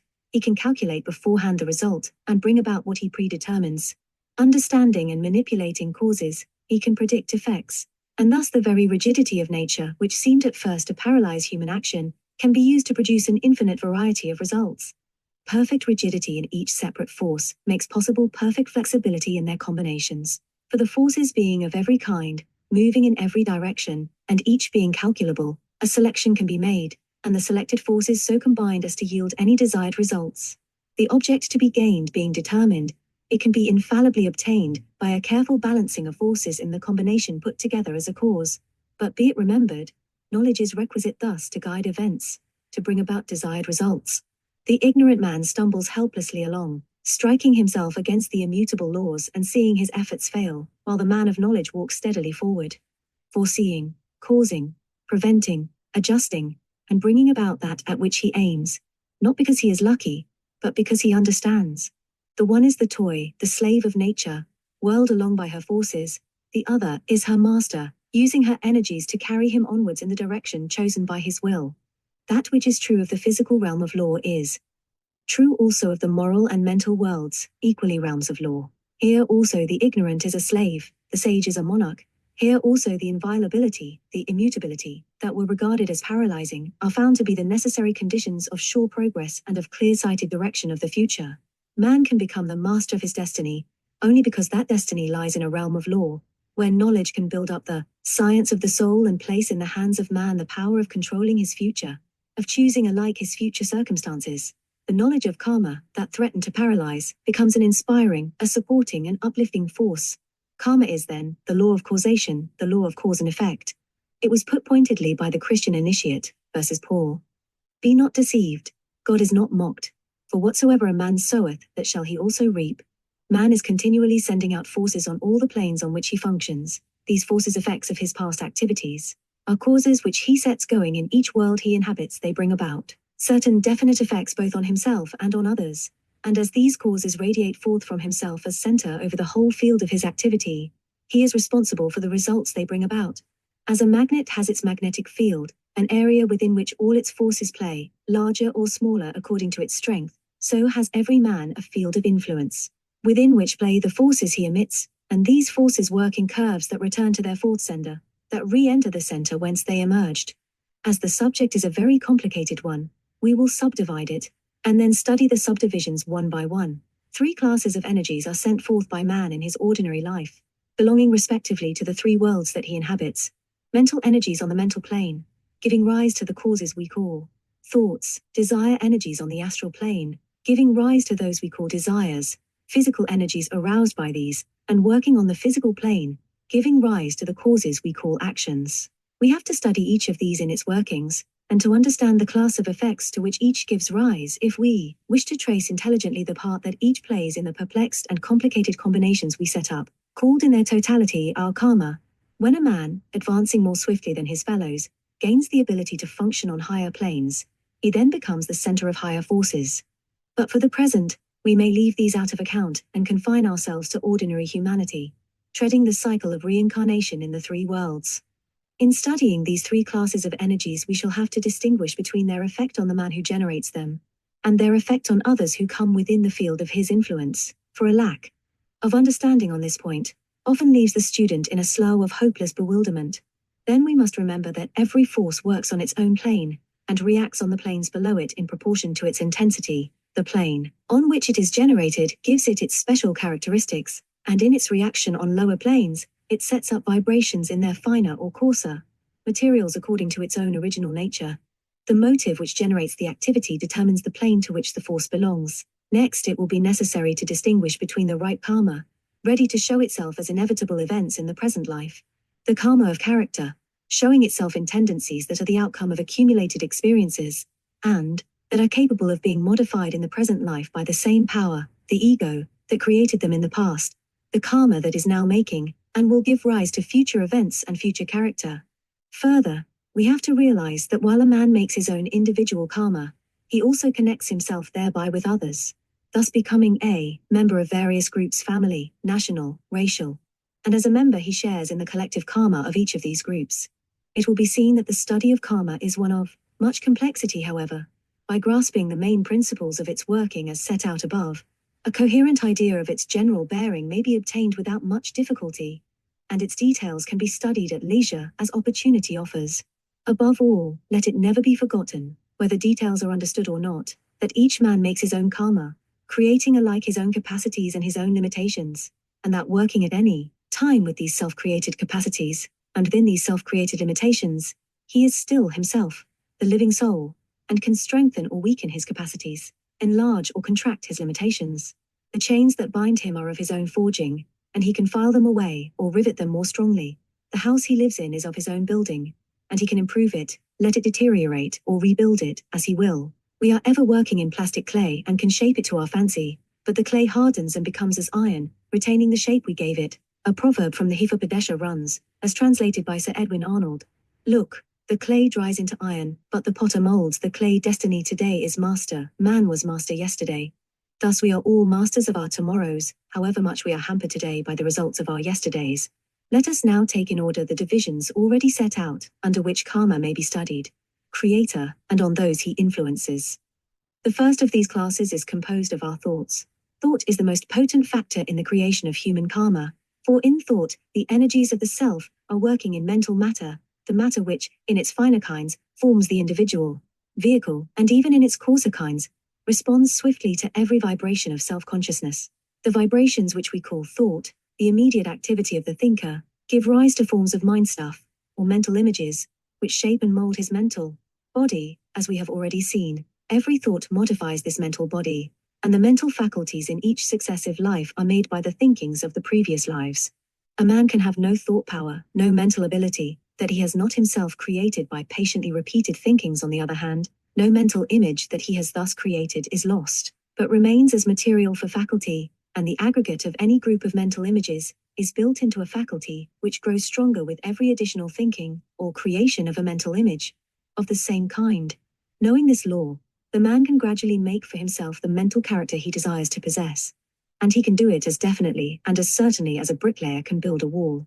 Death does not stop his work, but by setting him free from the encumbrance of the body, facilitates the process of working up his mental images into the definite organ we call a faculty, and he brings this back with him to his next birth on the physical plane, part of the brain, of the new body being molded so as to serve as the organ of this faculty, in a way to be explained presently. All these faculties together form the mental body for his opening life on Earth, and his brain and nervous system are shaped to give this mental body expression on the physical plane. Thus, the mental images created in one life appear as mental characteristics and tendencies in another, and for this reason, it is written in one of the Upanishads, man is a creature of reflection. That which he reflects on in this life he becomes the same hereafter. Such is the law, and it places the building of our mental character entirely in our own hands. If we build well, ours the advantage and the credit. If we build badly, ours the loss and the blame. Mental character, then, is a case of individual karma in its action on the individual who generates it. This same man that we are considering, however, affects others by his thoughts. For these mental images that form his own mental body set up vibrations, thus reproducing themselves in secondary forms. These generally, being mingled with desire, take up some astral matter, and I have therefore elsewhere called these secondary thought forms astro-mental images. Such forms leave their creator and lead a quasi-independent life, still keeping up a magnetic tie with their progenitor. They come into contact with and affect others, in this way setting up karmic links between these others and himself. Thus they largely influence his future environment. In such fashion are made the ties which draw people together for good or evil in later lives, which surround us with relatives, friends and enemies, which bring across our path helpers and hinderers, people who benefit and who injure us, people who love us without our winning in this life, and who hate us though in this life we have done nothing to deserve their hatred. Studying these results, we grasp a great principle, that while our thoughts produce our mental and moral character in their action on ourselves, they help to determine our human associates in the future by their effects on others. The second great class of energies is composed of our desires, our outgoings after objects that attract us in the external world, as a mental element always enters into these in man. We may extend the term mental images to include them, although they express themselves chiefly in astral matter. These in their action on their progenitor mold and form his body of desire, or astral body, shape his fate when he passes into Kamaloka after death, and determine the nature of his astral body in his next rebirth. When the desires are bestial, drunken, cruel, unclean, they are the fruitful causes of congenital diseases, of weak and diseased brains, giving rise to epilepsy, catalepsy, and nervous diseases of all kinds, of physical malformations and deformities, and, in extreme cases, of monstrosities. Bestial appetites of an abnormal kind or intensity may set up links in the astral world which for a time chain the egos, clothed in astral bodies shaped by these appetites, to the astral bodies of animals to which these appetites properly belong, thus delaying their reincarnation. Where this fate is escaped, the bestially shaped astral body will sometimes impress its characteristics on the forming physical body of the babe during antenatal life, and produce the semi-human horrors that are occasionally born. Desires, because they are outgoing energies that attach themselves to objects, always attract the man towards an environment in which they may be gratified. Desires for earthly things, linking the soul to the outer world, draw him towards the place where the objects of desire are most readily obtainable, and therefore it is said that a man is born according to his desires. They are one of the causes that determine the place of rebirth. The astro-mental images caused by desires affect others, as do those generated by thoughts. They therefore also link us with other souls, and often by the strongest ties of love and hatred, for at the present stage of human evolution, an ordinary man's desires are generally stronger and more sustained than his thoughts. They thus play a great part in determining his human surroundings in future lives, and may bring into those lives persons and influences of whose connection with himself he is totally unconscious. Suppose a man by sending out a thought of bitter hatred and revenge, has helped to form in another the impulse which results in a murder. The creator of that thought is linked by his karma to the committer of the crime, although they have never met on the physical plane, and the wrong he has done to him, by helping to impel him to a crime, will come back as an injury in the infliction of which the whilom criminal will play his part. Many a bolt from the blue that is felt as utterly undeserved, is the effect of such a cause, and the soul thereby learns and registers a lesson, while the lower consciousness is writhing under a sense of injustice. Nothing can strike a man that he has not deserved, but his absence of memory does not cause a failure in the working of the law. We thus learn that our desires in their action on ourselves produce our desire nature, and through it largely affect our physical bodies in our next birth, that they play a great part in determining the place of rebirth, and by their effect on others, They help to draw around us our human associates in future lives. The third great class of energies, appearing on the physical plane as actions, generate much karma by their effects on others, but only slightly affect directly the inner man. They are effects of his past thinkings and desires, and the karma they represent is for the most part exhausted in their happening. Indirectly they affect him in proportion as he is moved by them to fresh thoughts and desires or emotions. But the generating force lies in these and not in the actions themselves. Again, if actions are often repeated, they set up a habit of the body, which acts as a limitation to the expression of the ego in the outer world. This, however, perishes with the body, thus limiting the karma of the action to a single life so far as its effect on the soul is concerned. But it is far otherwise when we come to study the effects of actions on others, the happiness or unhappiness caused by these, and the influence exercised by these as examples. They link us to others by this influence, and are thus a third factor in determining our future human associates, while they are the chief factor in determining what may be called our non-human environment. Broadly speaking, the favorable or unfavorable nature of the physical surroundings into which we are born depends on the effect of our previous actions in spreading happiness or unhappiness among other people. The physical results on others of actions on the physical plane work out karmically in repaying to the actor physical good or bad surroundings in a future life. If he has made people physically happy by sacrificing wealth or time or trouble, this action karmically brings him favorable physical circumstances conducive to physical happiness. If he has caused people widespread physical misery, he will reap karmically from his action wretched physical circumstances conducive to physical suffering. And this is so, whatever may have been his motive in either case. A fact which leads us to consider the law that every force works on its own plane. If a man sows happiness for others on the physical plane, he will reap conditions favorable to happiness for himself on that plane, and his motive in sowing it does not affect the result. A man might sow wheat with the object of speculating with it to ruin his neighbor, but his bad motive would not make the wheat grains grow up as dandelions. Motive is a mental or astral force, according as it arises from will or desire, and it reacts on moral and mental character, or on the desire nature severally. The causing of physical happiness by an action is a physical force and works on the physical plane. By his actions man affects his neighbors on the physical plane, he spreads happiness around him or he causes distress, increasing or diminishing the sum of human welfare.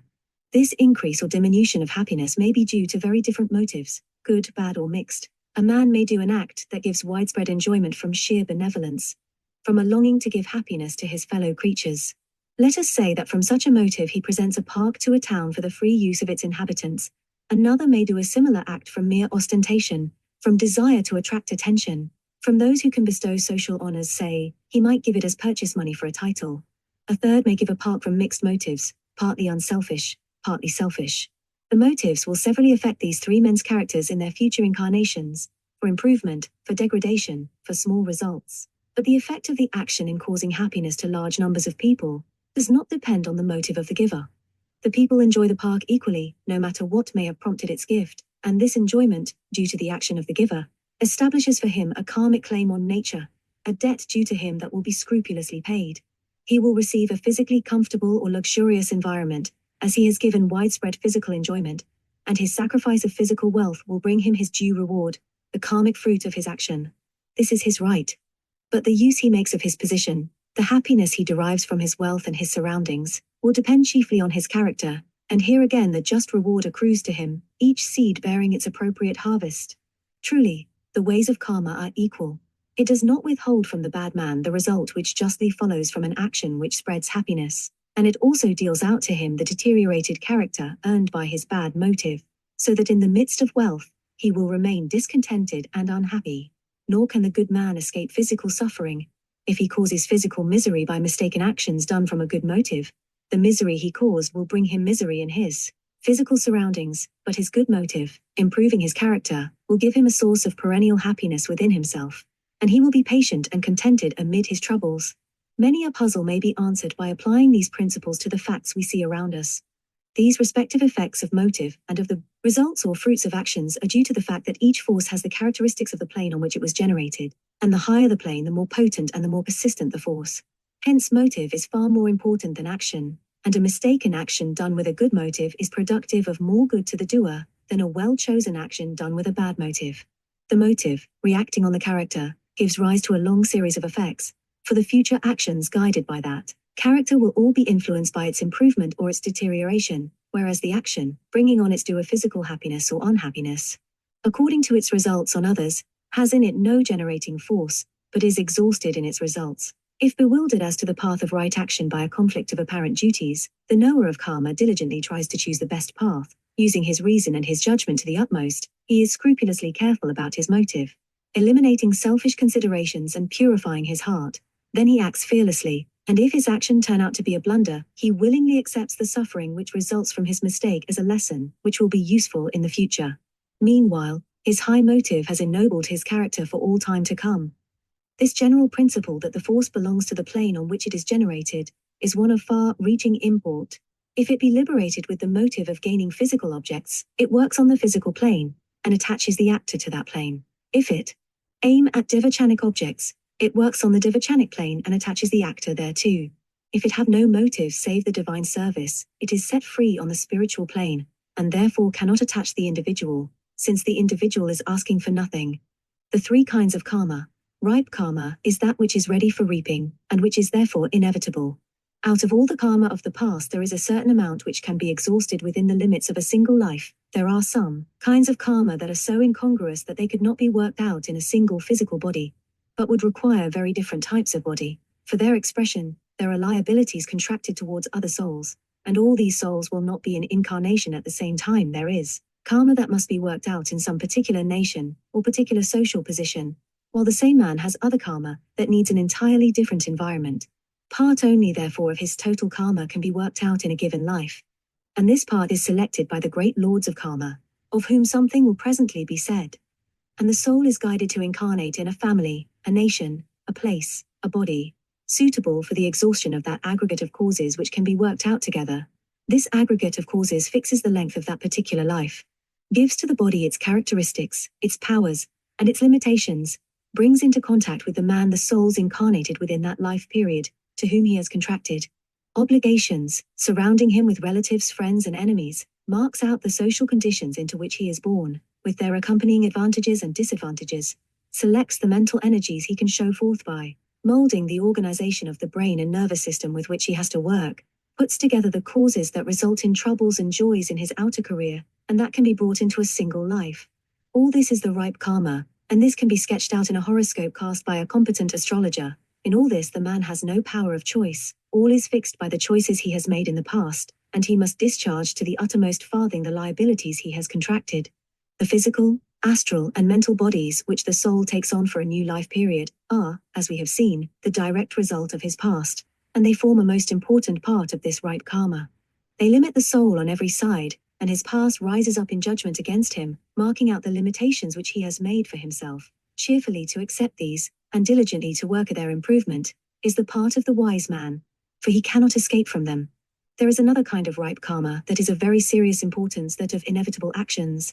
Every action is the final expression of a series of thoughts. To borrow an illustration from chemistry, we obtain a saturated solution of thought by adding thought after thought of the same kind, until another thought, or even an impulse, a vibration, from without, will produce the solidification of the whole, the action which expresses the thoughts.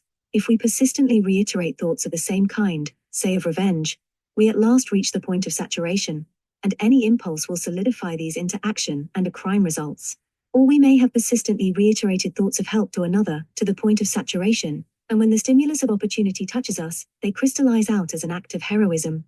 A man may bring over with him some ripe karma of this kind, and the first vibration that touches such a mass of thoughts ready to solidify into action, will hurry him without his renewed volition, unconsciously, into the commission of the act. He cannot stop to think, he is in the condition in which the first vibration of the mind causes action.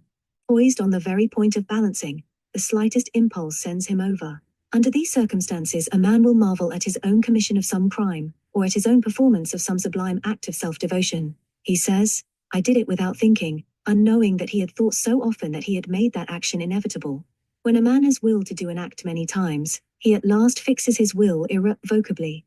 And it is only a question of opportunity when he will act. So long as he can think, his freedom of choice remains, for he can set the new thought against the old, and gradually wear it out by the reiteration of opposing thoughts. But when the next thrill of the soul in response to a stimulus means action, the power of choice is exhausted. Herein lies the solution of the old problem of necessity and free will.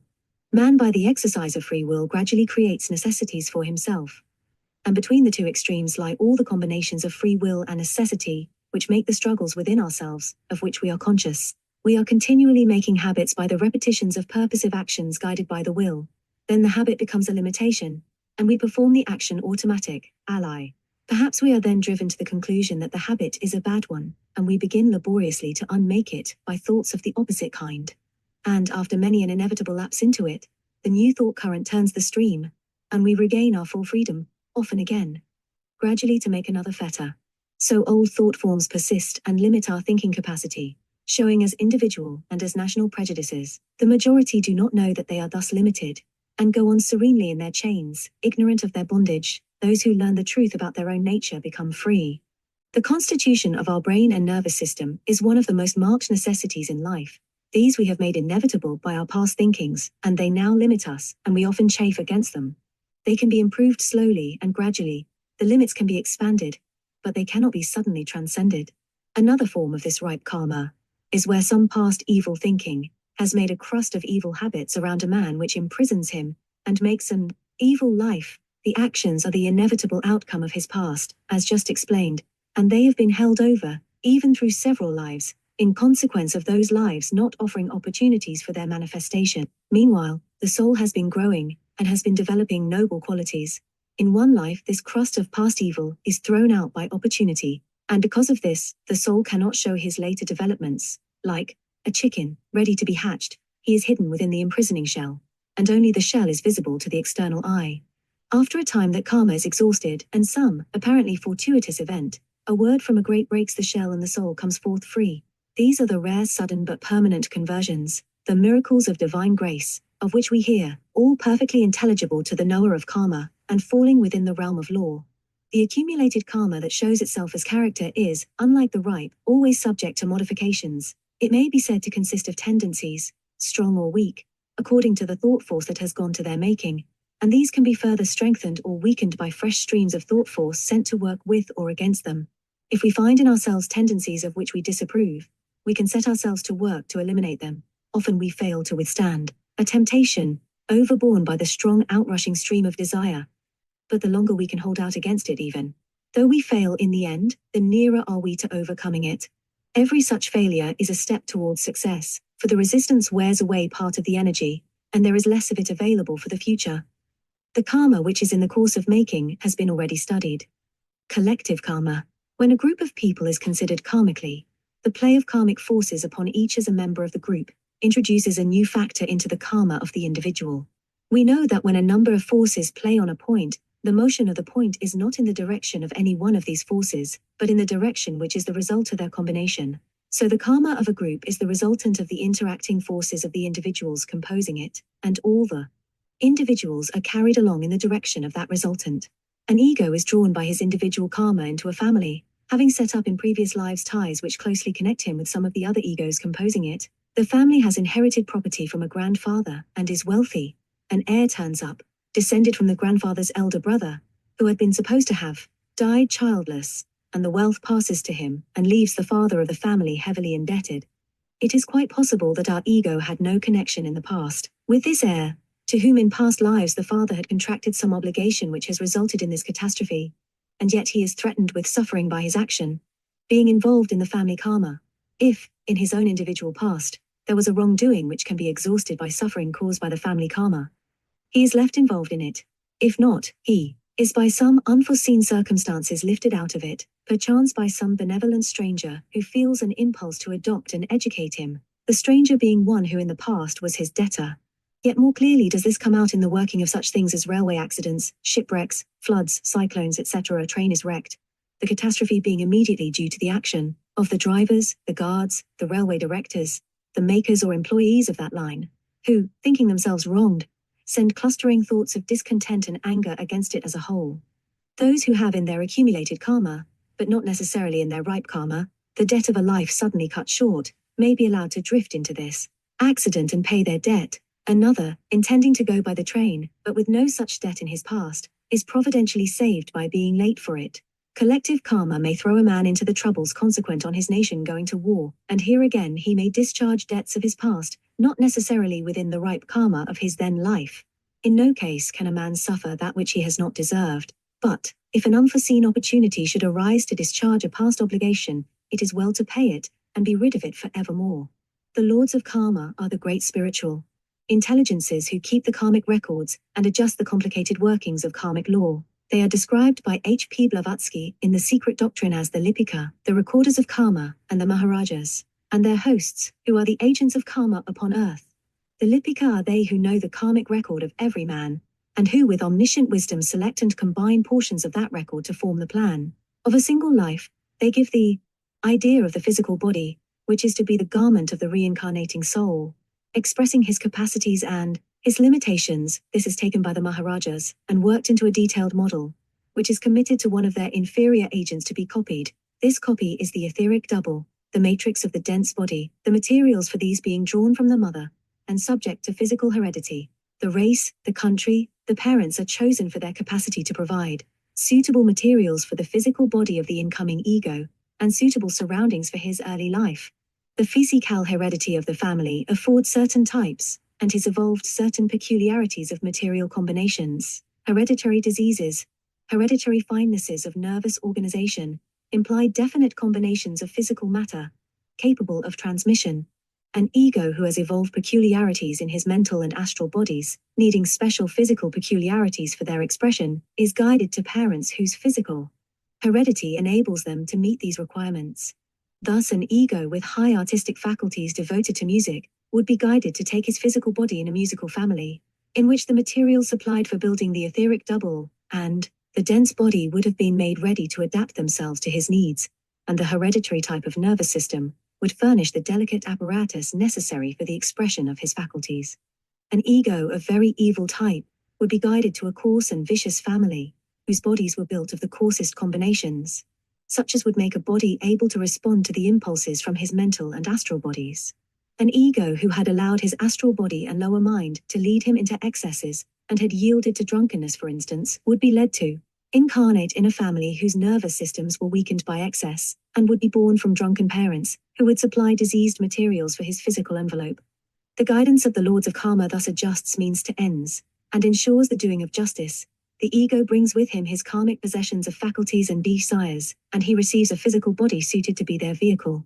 As the soul must return to earth until he has discharged all his liabilities, thus exhausting all his individual karma, and as in each life, thoughts and desires generate fresh karma, the question may arise in the mind: how can this constantly renewing bond be put an end to?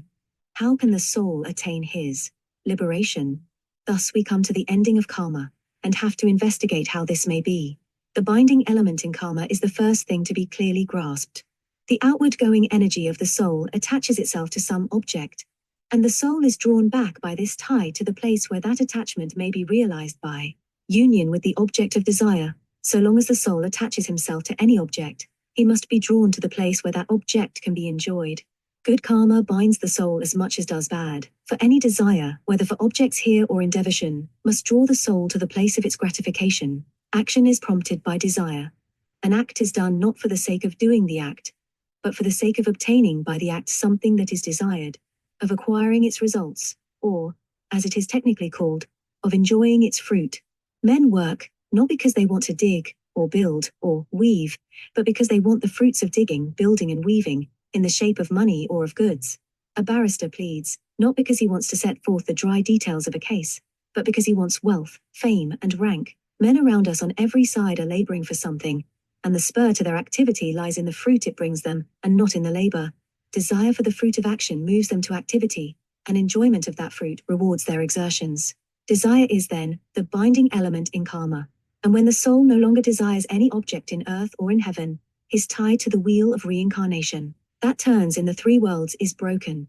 Action itself has no power to hold the soul, for with the completion of the action, it slips into the past. But the ever-renewed desire for fruit constantly spurs the soul into fresh activities, and thus new chains are continually being forged.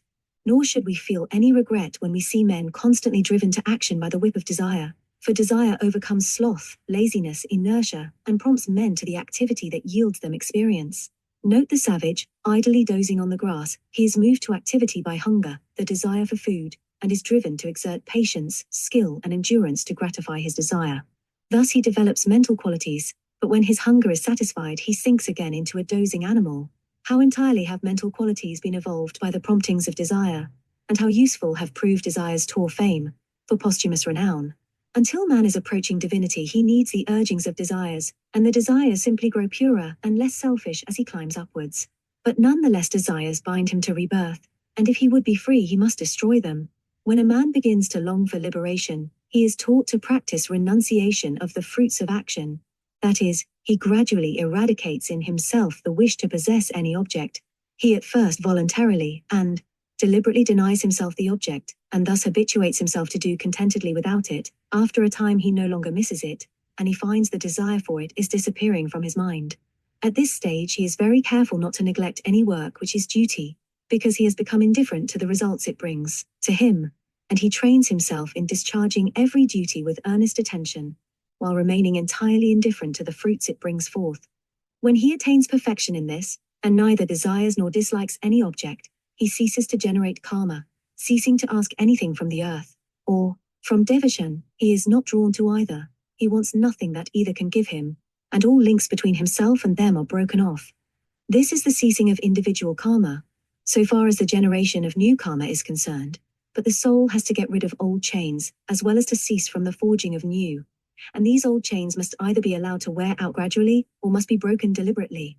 For this breaking knowledge is necessary, a knowledge which can look back into the past and see the causes there set going, causes which are working out their effects in the present. Let us suppose that a person, thus looking backward over his past lives, sees certain causes which will bring about an event which is still in the future. Let us suppose further that these causes are thoughts of hatred for an injury inflicted on himself, and that they will cause suffering a year hence to the wrongdoer. Such a person can introduce a new cause to intermingle with the causes working from the past, and he may counteract them with strong thoughts of love and goodwill that will exhaust them, and will thus prevent their bringing about the otherwise inevitable event, which would in its turn have generated new karmic trouble.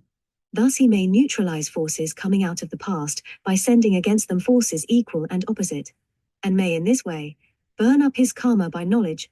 In similar fashion he may bring to an end karma generated in his present life that would normally work out in future lives. Again, he may be hampered by liabilities contracted to other souls in the past, wrongs he has done to them, duties he owes to them.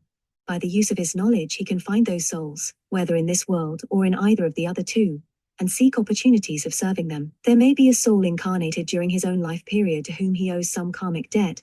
He may seek out that soul and pay his debt, thus setting himself free from a tie which, left to the course of events, would have necessitated his own reincarnation, or would have hampered him in a future life. Strange and puzzling lines of action adopted by occultists have sometimes this explanation. The man of knowledge enters into close relations with some person who is considered by the ignorant bystanders and critics to be quite outside the companionships that are fitting for him, but that occultist is quietly working out a karmic obligation which would otherwise hamper and retard his progress. Those who do not possess knowledge enough to review their past lives may yet exhaust many causes that they have set going in the present life.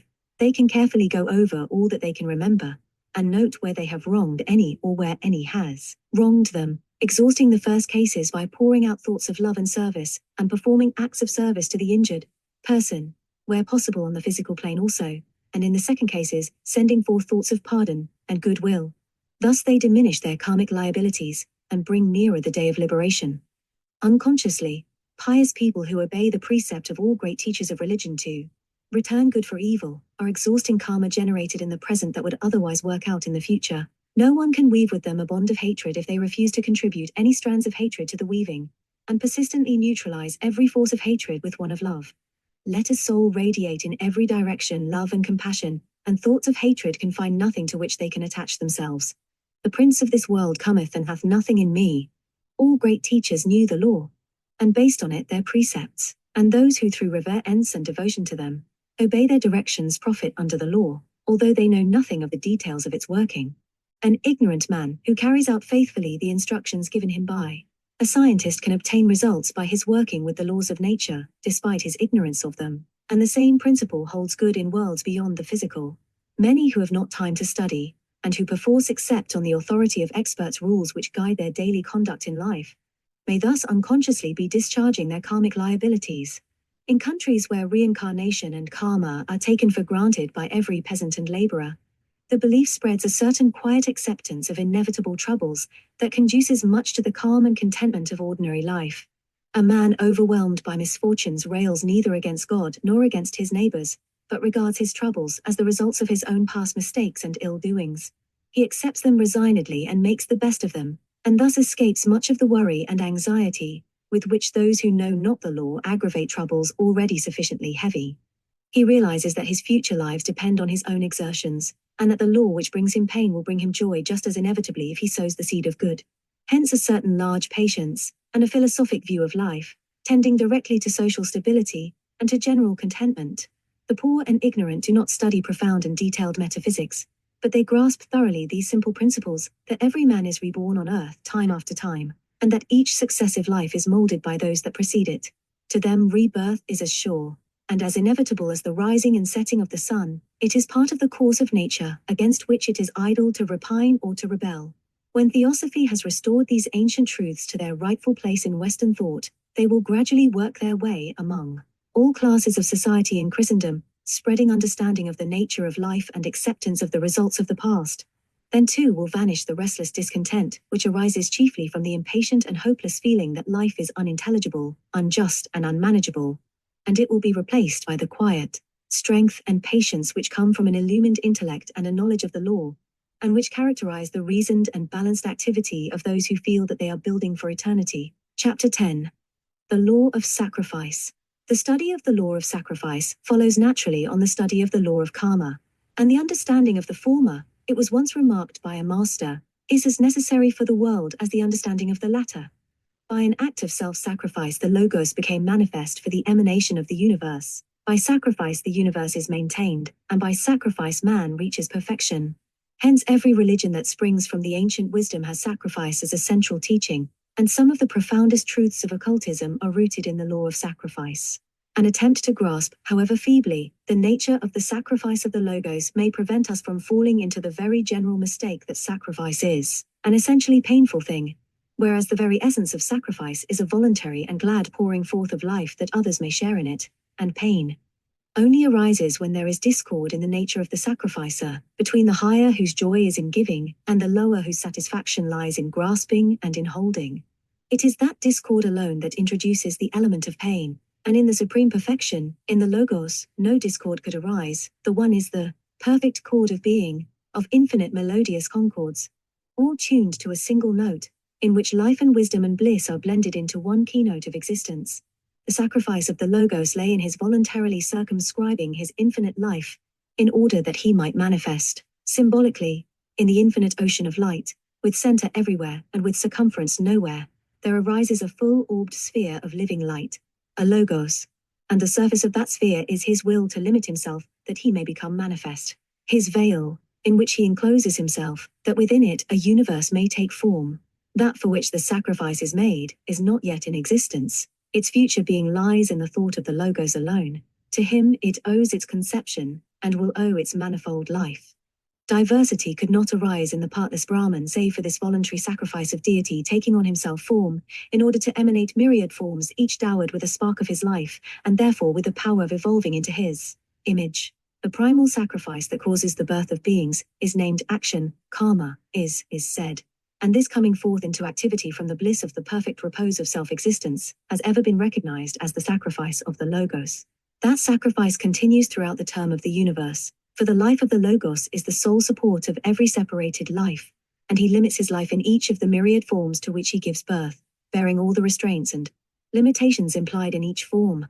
From any one of these he could burst forth at any moment, the infinite Lord, filling the universe with his glory, but only by sublime patience and slow and gradual expansion can each form be led upward until it becomes a self-dependent center of boundless power like himself.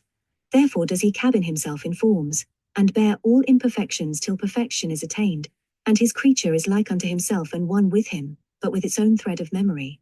Thus this pouring out of his life into forms is part of the original sacrifice, and has in it the bliss of the eternal Father sending forth his offspring as separated lives.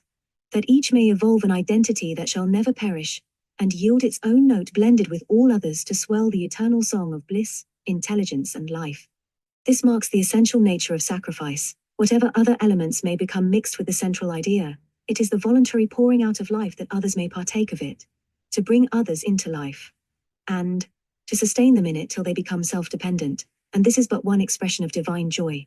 There is always joy in the exercise of activity, which is the expression of the power of the actor. The bird takes joy in the outpouring of song, and quivers with the mere rapture of the singing. The painter rejoices in the creation of his genius, in the putting into form of his idea. The essential activity of divine life must lie in giving, for there is nothing higher than itself from which it can receive. If it is to be active at all, and manifested life is active motion, it must pour itself out. Hence the sign of the Spirit is giving. The Spirit is the active divine life in every form.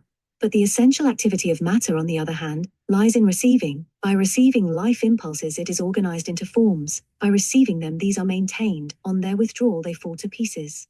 All its activity is of this nature of receiving, and only by receiving can it endure as a form. Therefore is it always grasping, clinging, seeking to hold for its own. The persistence of the form depends on its grasping and retentive power, and it will therefore seek to draw into itself all it can, and will grudge every fraction with which it parts. Its joy will be in seizing and holding. To it giving is like courting death. It is very easy from this standpoint to see how the notion arose that sacrifice was suffering, while the divine life found its delight in exercising its activity of giving, and even when embodied in form, cared not if the form perished by the giving, knowing it to be only its passing expression and the means of its separated growth. The form which felt its life forces pouring away from it cried out in anguish, and sought to exercise its activity in holding, thus resisting the outward flow. The sacrifice diminished the life energies the form claimed as its own, or even entirely drained them away, leaving the form to perish. In the lower world of form, this was the only aspect of sacrifice cognizable, and the form found itself driven to the slaughter, and cried out in fear and agony. What wonder that men, blinded by form, identified sacrifice with the agonizing form instead of with the free life that gave itself, crying gladly, "Lo, I come to do thy will, O God, I am content to do it." Nay, what wonder that men conscious of a higher and a lower nature, and oft identifying their self-consciousness more with the lower than with the higher, felt the struggle of the lower nature, the form, as their own struggles, and felt that they were accepting suffering in resignation to a higher will, and regarded sacrifice as that devout and resigned acceptance of pain. Not until man identifies himself with the life instead of with a form, can the element of pain in sacrifice be got rid of. In a perfectly harmonized entity, pain cannot be, for the form is then the perfect vehicle of the life, receiving or surrendering with ready accord. With the ceasing of struggle comes the ceasing of pain. For suffering arises from jar, from friction, from antagonistic movements, and where the whole nature works in perfect harmony, the conditions that give rise to suffering are not present. The law of sacrifice being thus the law of life evolution in the universe, we find every step in a ladder is accomplished by sacrifice, the life pouring itself out to take birth in a higher form, while the form that contained it perishes. Those who look only at the perishing forms see nature as a vast charnel house, while those who see the deathless soul escaping to take new and higher form, hear ever the joyous song of birth from the upward springing life. The monad in the mineral kingdom evolves by the breaking up of its forms for the production and support of plants. Minerals are disintegrated that plant forms may be built out of their materials. The plant draws from the soil its nutritive constituents, breaks them up, and incorporates them into its own substance. The mineral forms perish that the plant forms may grow, and this law of sacrifice stamped on the mineral kingdom is the law of the evolution of life and form. The life passes onward, and the monad evolves to produce the vegetable kingdom, the perishing of the lower form being the condition for the appearing, and the support of the higher. The story is repeated in the vegetable kingdom, for its forms in turn are sacrificed in order that animal forms may be produced and may grow on every side. Grasses, grains, trees perish for the sustenance of animal bodies. Their tissues are disintegrated, that the materials comprising them may be assimilated by the animal and build up its body. Again, the law of sacrifice is stamped on the world, this time on the vegetable kingdom. Its life evolves while its forms perish. The monad evolves to produce the animal kingdom, and the vegetable is offered up that animal forms may be brought forth and maintained. So far, the idea of pain has scarcely connected itself with that of sacrifice. For, as we have seen in the course of our studies, the astral bodies of plants are not sufficiently organized to give rise to any acute sensations either of pleasure or of pain. But as we consider the law of sacrifice in its working in the animal kingdom, we cannot avoid the recognition of the pain there involved in the breaking up of forms. It is true that the amount of pain caused by the preying of one animal upon another in the state of nature is comparatively trivial in each case, but still some pain occurs. It is also true that man, in the part he has played in helping to evolve animals, has much aggravated the amount of pain, and has strengthened instead of diminishing the predatory instincts of carnivorous animals. Still, he did not implant those instincts, though he took advantage of them for his own purposes, and innumerable varieties of animals, with the evolution of which man has had directly nothing to do, prey upon each other, the forms being sacrificed to the support of other forms, as in the mineral and vegetable kingdoms. The struggle for existence went on long before man appeared on the scene, and accelerated the evolution alike of life and of forms, while the pains accompanying the destruction of forms began the long task of impressing on the evolving monad the transitory nature of all forms, and the difference between the forms that perished and the life that persisted. The lower nature of man was evolved under the same law of sacrifice as ruled in the lower kingdoms, but with the outpouring of divine life which gave the human monad, came a change in the way in which the law of sacrifice worked as the law of life. In man was to be developed the will, the self-moving, self-initiated energy, and the compulsion which forced the lower kingdoms along the path of evolution, could not therefore be employed in his case, without paralyzing the growth of this new and essential power. No mineral, no plant, no animal was asked to accept the law of sacrifice as a voluntarily chosen law of life. It was imposed upon them from without, and it forced their growth by a necessity from which they could not escape. Man was to have the freedom of choice necessary for the growth of a discriminative and self-conscious intelligence, and the question arose, how can this creature be left free to choose, and yet learn to choose to follow the law of sacrifice, while yet he is a sensitive organism, shrinking from pain, and pain is inevitable in the breaking up of sentient forms. Doubtless eons of experience, studied by a creature becoming ever more intelligent, might have finally led man to discover that the law of sacrifice is the fundamental law of life. But in this, as in so much else, he was not left to his own unassisted efforts. Divine teachers were there at the side of man in his infancy, and they authoritatively proclaimed the law of sacrifice, and incorporated it in a most elementary form in the religions by which they trained the dawning intelligence of man. It would have been useless to have suddenly demanded from these child souls that they should surrender without return what seemed to them to be the most desirable objects, the objects on the possession of which their life in form depended. They must be led along a path which would lead gradually to the heights of voluntary self-sacrifice. To this end, they were first taught that they were not isolated units, but were parts of a larger whole, and that their lives were linked to other lives both above and below them. Their physical lives were supported by lower lives, by the earth, by plants. They consumed these, and in thus doing they contracted a debt which they were bound to pay. Living on the sacrificed lives of others, they must sacrifice in turn something which should support other lives. They must nourish even as they were nourished, taking the fruits produced by the activity of the astral entities that guide physical nature. They must recruit the expended forces by suitable offerings. Hence have arisen all the sacrifices to these forces, as science calls them, to these intelligences guiding physical order, as religions have always taught. As fire quickly disintegrates the dense physical, it quickly restores the etheric particles of the burnt offerings to the ethers. Thus the astral particles were easily set free to be assimilated by the astral entities concerned with the fertility of the earth and the growth of plants. Thus the wheel of production was kept turning, and man learned that he was constantly incurring debts to nature, which he must as constantly discharge. Thus the sense of obligation was implanted and nurtured in his mind, and the duty that he owed to the whole, to the nourishing Mother Nature, became impressed on his thought. It is true that this sense of obligation was closely connected with the idea that its discharge was necessary for his own welfare, and that the wish to continue to prosper moved him to the payment of his debt. He was but a child soul, learning his first lessons, and this lesson of the interdependence of lives, of the life of each depending on the sacrifice of others, was of vital importance to his growth. Not yet could he feel the divine joy of giving. The reluctance of the form to surrender aught that nourished it had first to be overcome. And sacrifice became identified with this surrender of something valued, a surrender made from a sense of obligation, and the desire to continue prosperous. The next lesson removed the reward of sacrifice to a region beyond the physical world. First, by a sacrifice of material goods, material welfare was to be secured. Then, the sacrifice of material goods was to bring enjoyment in heaven, on the other side of death. The reward of the sacrificer was of a higher kind, and he learned that the relatively permanent might be secured by the sacrifice of the relatively transient, a lesson that was important as leading to discriminative knowledge.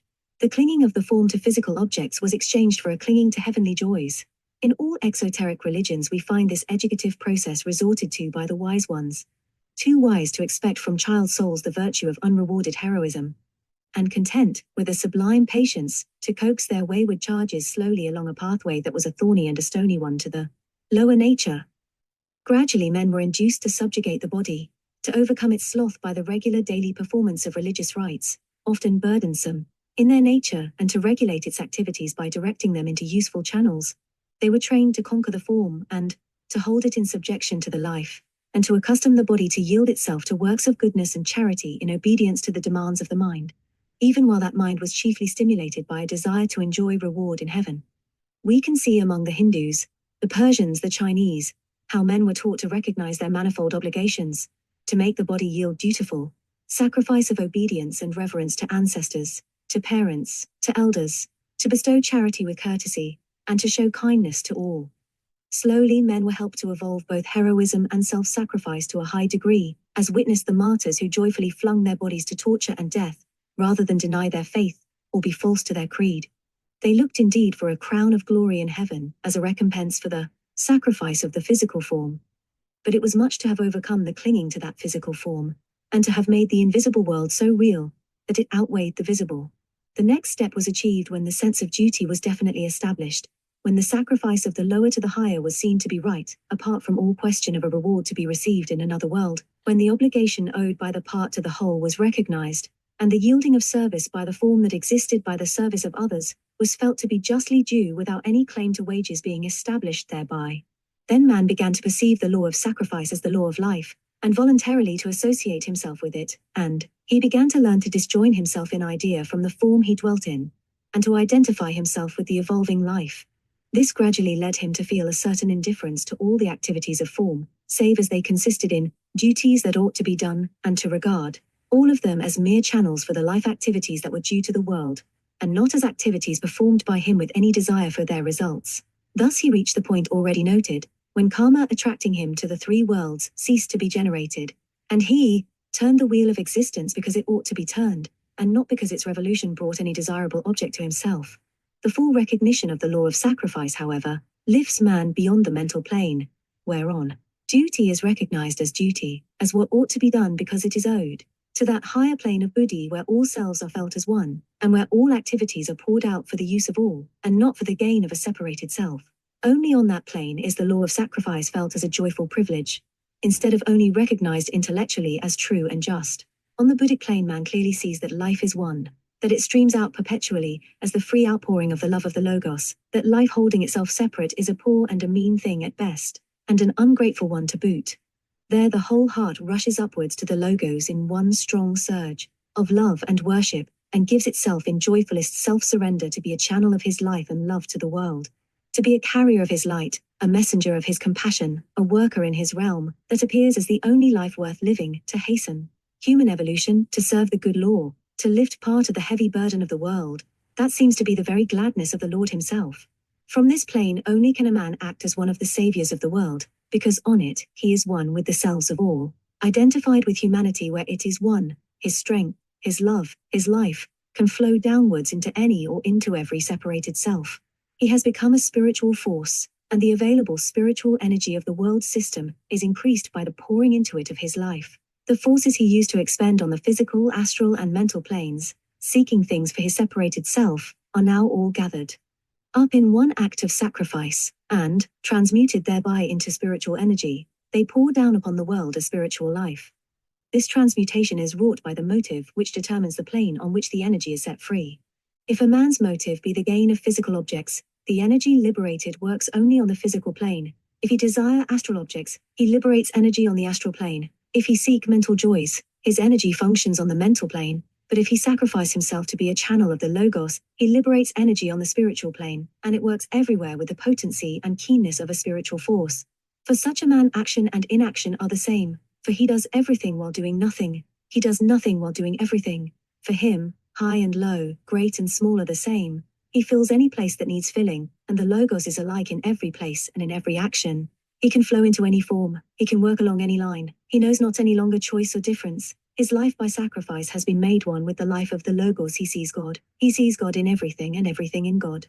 How then can place or form make to him any difference? He no longer identifies himself with form, but is self-conscious life.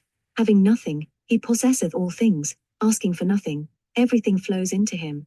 His life is bliss, for he is one with his Lord, who is beatitude, and using form for service without attachment to it, he has put an end to pain.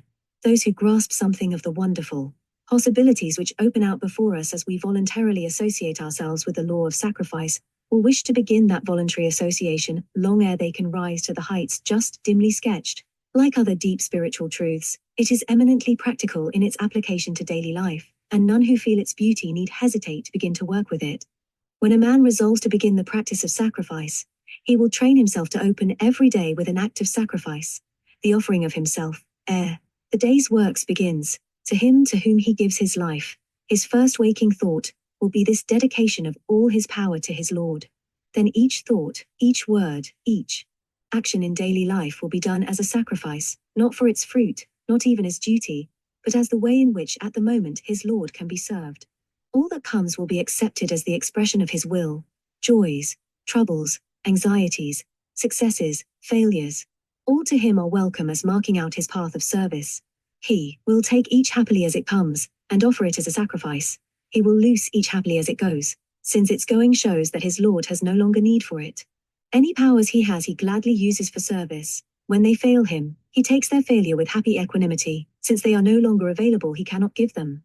Even suffering that springs from past causes not yet exhausted can be changed into a voluntary sacrifice, by welcoming it, taking possession of it by willing it. A man may offer it as a gift, changing it by this motive into a spiritual force. Every human life offers countless opportunities for this practice of the law of sacrifice, and every human life becomes a power, as these opportunities are seized and utilized. Without any expansion of his waking consciousness, a man may thus become a worker on the spiritual planes, liberating energy there which pours down into the lower worlds. His self-surrender here in the lower consciousness, imprisoned as it is in the body, calls out responsive thrills of life from the Buddhic aspect of the monad which is his true self, and hastens the time when that monad shall become the spiritual ego, self-moved and ruling all his vehicles, using each of them at will as needed for the work that is to be done.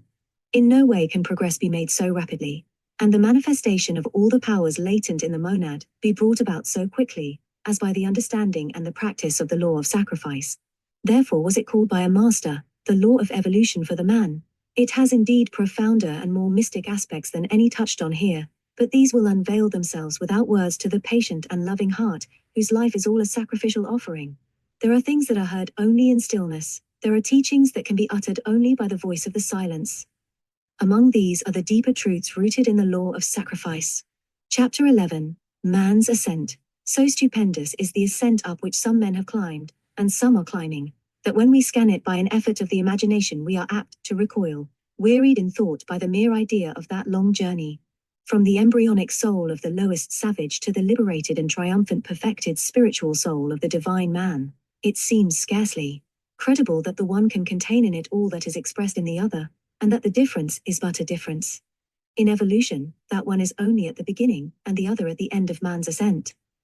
B. Lo, the one stretched the long ranks of the subhuman, the animals, vegetables, minerals, elemental essences. Above the other stretched the infinite gradations of the superhuman. The Chohans, Manas, Buddhas, Builders, Lipikas, who may name or number the hosts of the mighty ones, looked at thus, as a stage in a yet vaster life. The many steps within the human kingdom shrink into a narrower compass, and man. Ascent is seen as comprising but one grade in evolution, in the linked lives that stretch from the elemental essence onwards to the manifested God. We have traced man's ascent from the appearance of the embryonic soul to the state of the spiritually advanced, through the stages of evolving consciousness from the life of sensation to the life of thought. We have seen him retread the cycle of birth and death in the three worlds, each world yielding him its harvest and offering him opportunities for progress.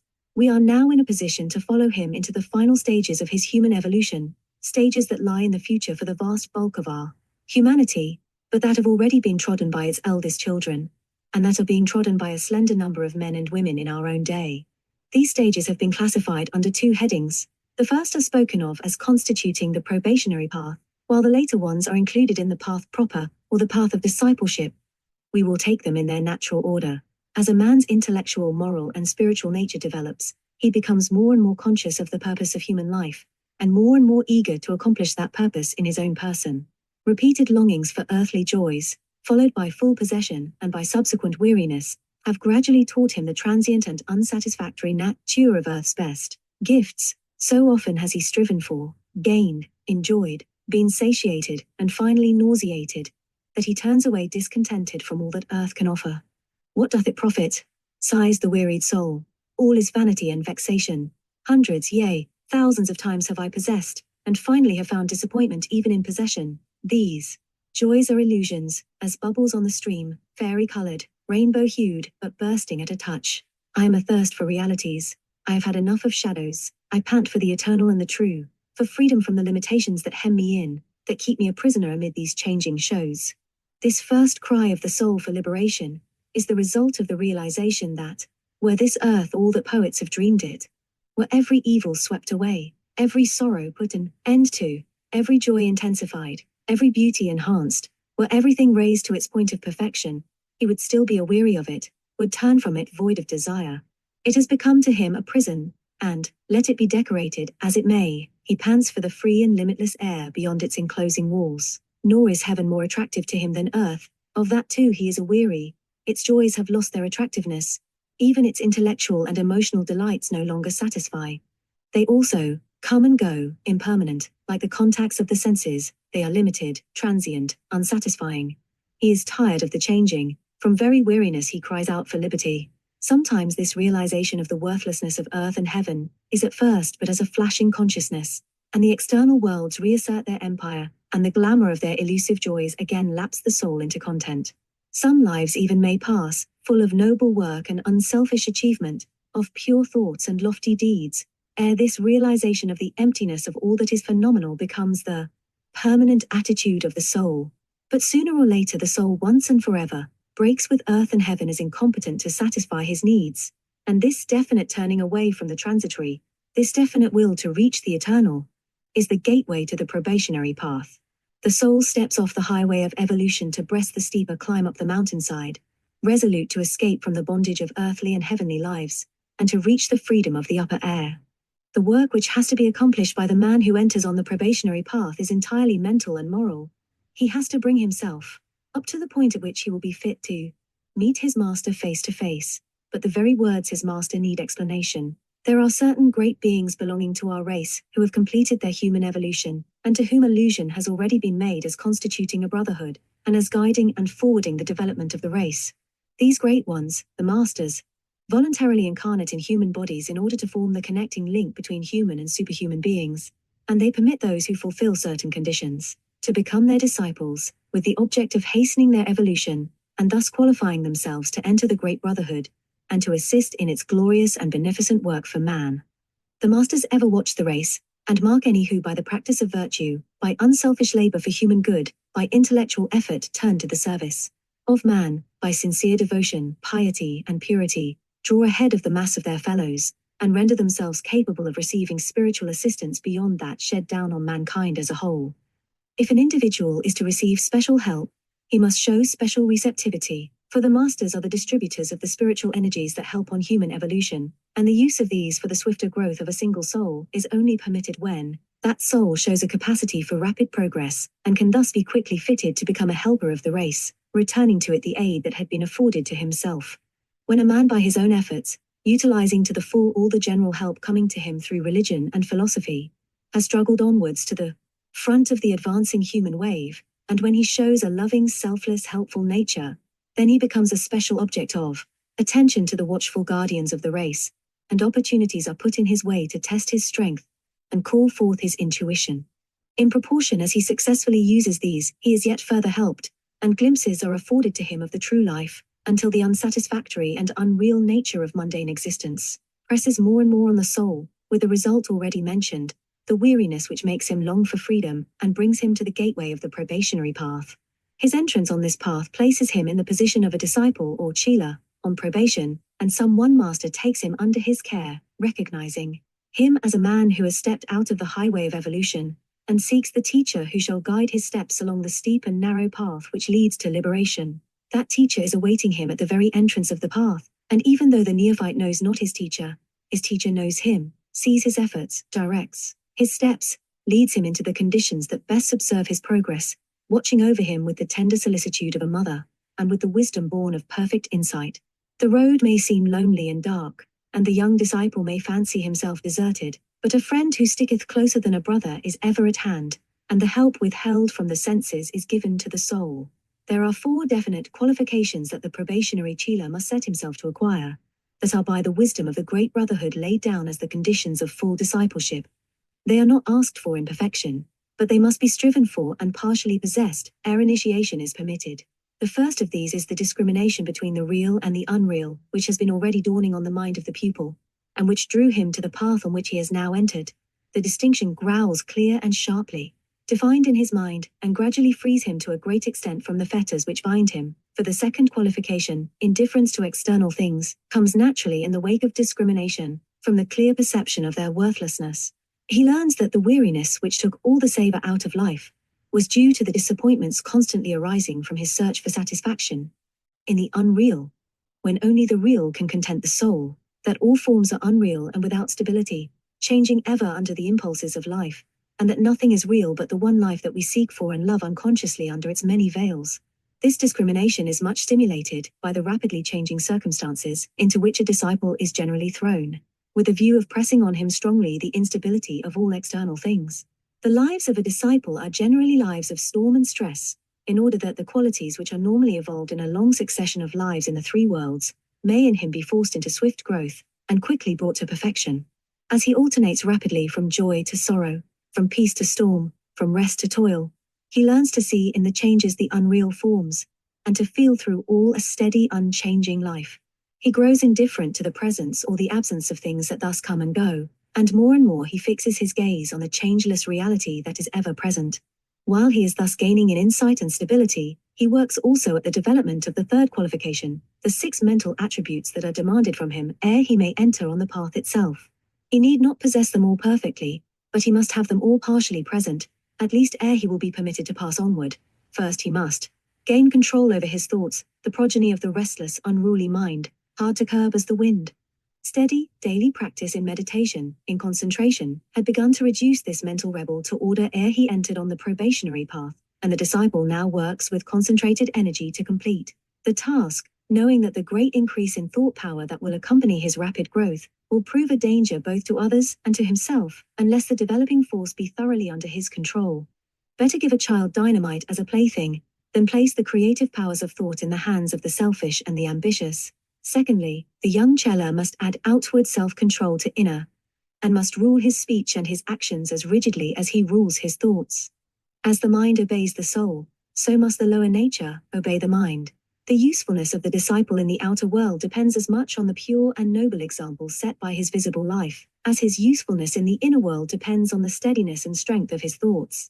Often is good work marred by carelessness in this lower part of human activity, and the aspirant is bidden strive towards an ideal perfect in every part, in order that he may not later, when treading the path, stumble in his own walk, and cause the enemy to blaspheme. As already said, perfection in anything is not demanded at this stage, but the wise pupil strives towards perfection, knowing that at his best he is still far away from his ideal. Thirdly, the candidate for full discipleship seeks to build into himself the sublime and far-reaching virtue of tolerance, the quiet acceptance of each man, each form of existence, as it is, without demand that it should be something other, shaped more to his own liking.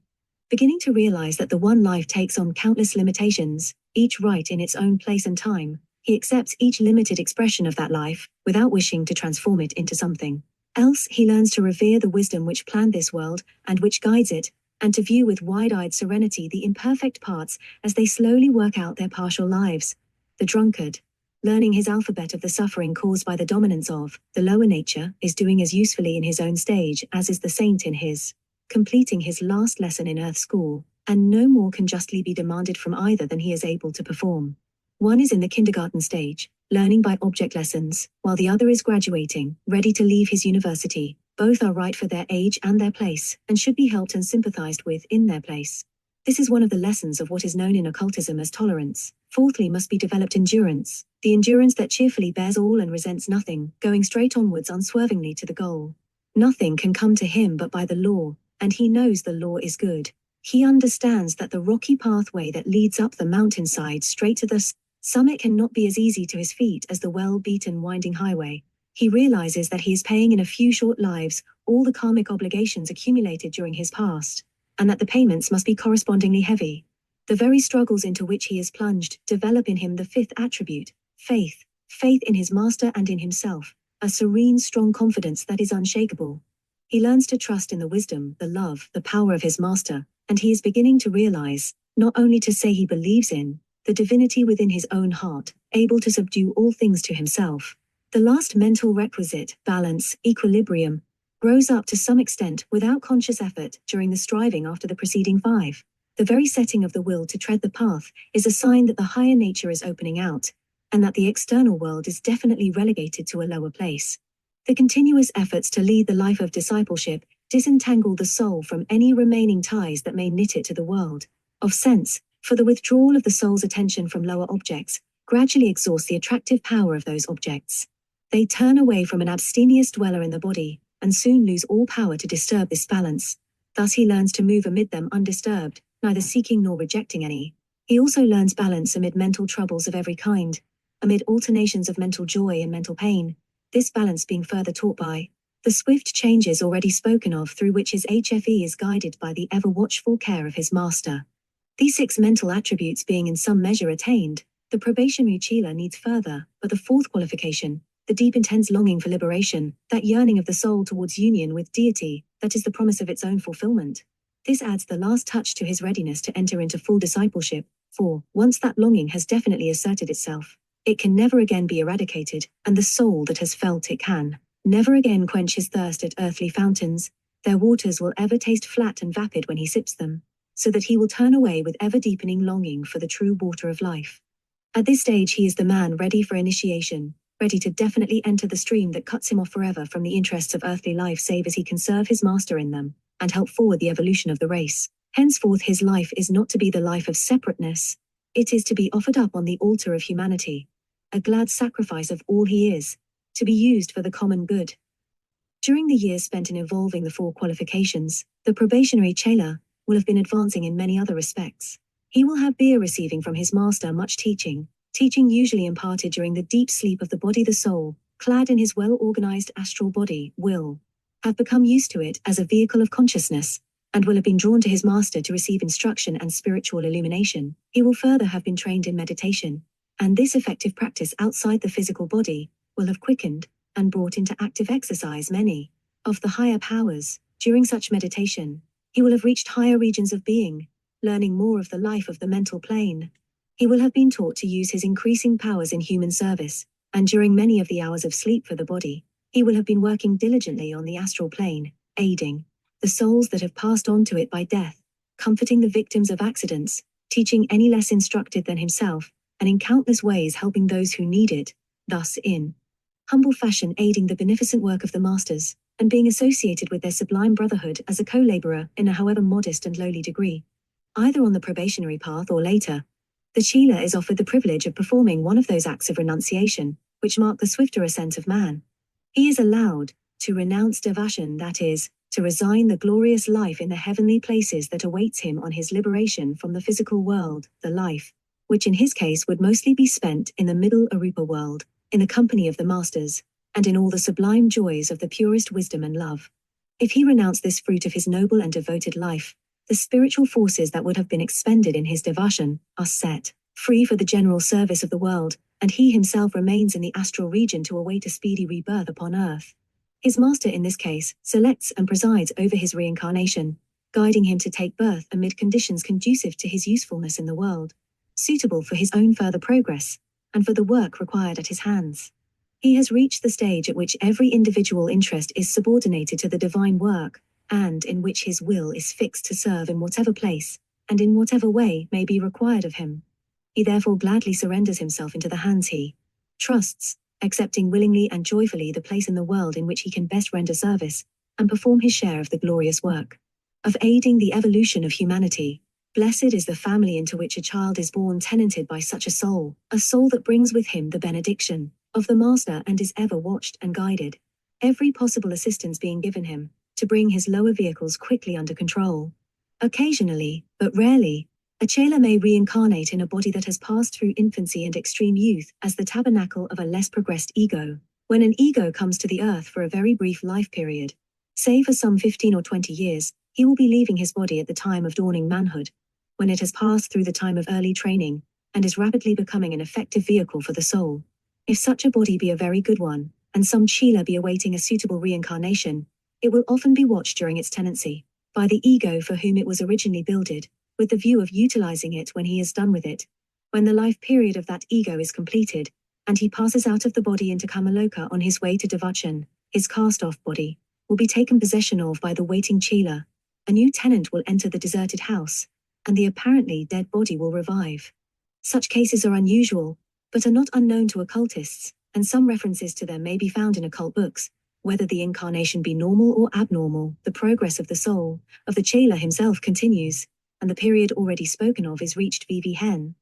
He is ready for initiation. Through that gateway of initiation he enters, as a definitely accepted chela, on the path. This path consists of 4 distinct stages, and the entrance into each is guarded by an initiation. Each initiation is accompanied by an expansion of consciousness, which gives what is called the key of knowledge belonging to the stage to which it admits, and this key of knowledge is also a key of power, for truly is knowledge power in all the realms of nature. When the chela has entered the path, he becomes what has been called the houseless man, for he no longer looks on earth as his home, he has no abiding place here. To him all places are welcome wherein he can serve his master. While he is on this stage of the path, there are 3 hindrances to progress, technically called fetters, which he has to get rid of, and now as he is rapidly to perfect himself, it is demanded from him that he shall entirely eradicate faults of character, and perform completely the tasks belonging to his condition. The 3 fetters that he must loose from his limbs ere he can pass the second initiation are the illusion of the personal self, doubt and superstition. The personal self must be felt in consciousness as an illusion, and must lose forever its power to impose itself on the soul as a reality. He must feel himself one with all. All must live and breathe in him and he in all. Doubt must be destroyed, but by knowledge, not by crushing out. He must know reincarnation and karma and the existence of the masters as facts, not accepting them as intellectually necessary, but knowing them as facts in nature, that he has himself verified, so that no doubt on these heads can ever again rise in his mind. Superstition is escaped as the man rises into a knowledge of realities, and of the proper place of rites and ceremonies in the economy of nature. He learns to use every means and to be bound by none. When the chela has cast off these fetters, sometimes the task occupies, lives, sometimes it is achieved in part of a single life. He finds the second initiation open to him, with its new key of knowledge and its widened horizon. The chela now sees before him a swiftly shortening span of compulsory life on earth, for when he has reached this stage, he must pass through his 3rd and 4th initiations in his present life, or in the next. In this stage he has to bring into full working order the inner faculties, those belonging to the subtle bodies, for he needs them for his service in the higher realms of being. If he have developed them previously, this stage may be a very brief one, but he may pass through the gateway of death once more ere he is ready to receive his 3rd initiation. To become the swan, the individual who soars into the empyrean, that wondrous bird of life, whereof so many legends are related. On this 3rd stage of the path, the chela casts off the 4th and 5th fetters, those of desire and aversion. He sees the one self in all, and the outer veil can no longer blind him, whether it be fair or foul. He looks on all with an equal eye. That fair bud of tolerance that he cherished on the probationary path now flowers out into an all-embracing love that wraps everything within its tender embrace.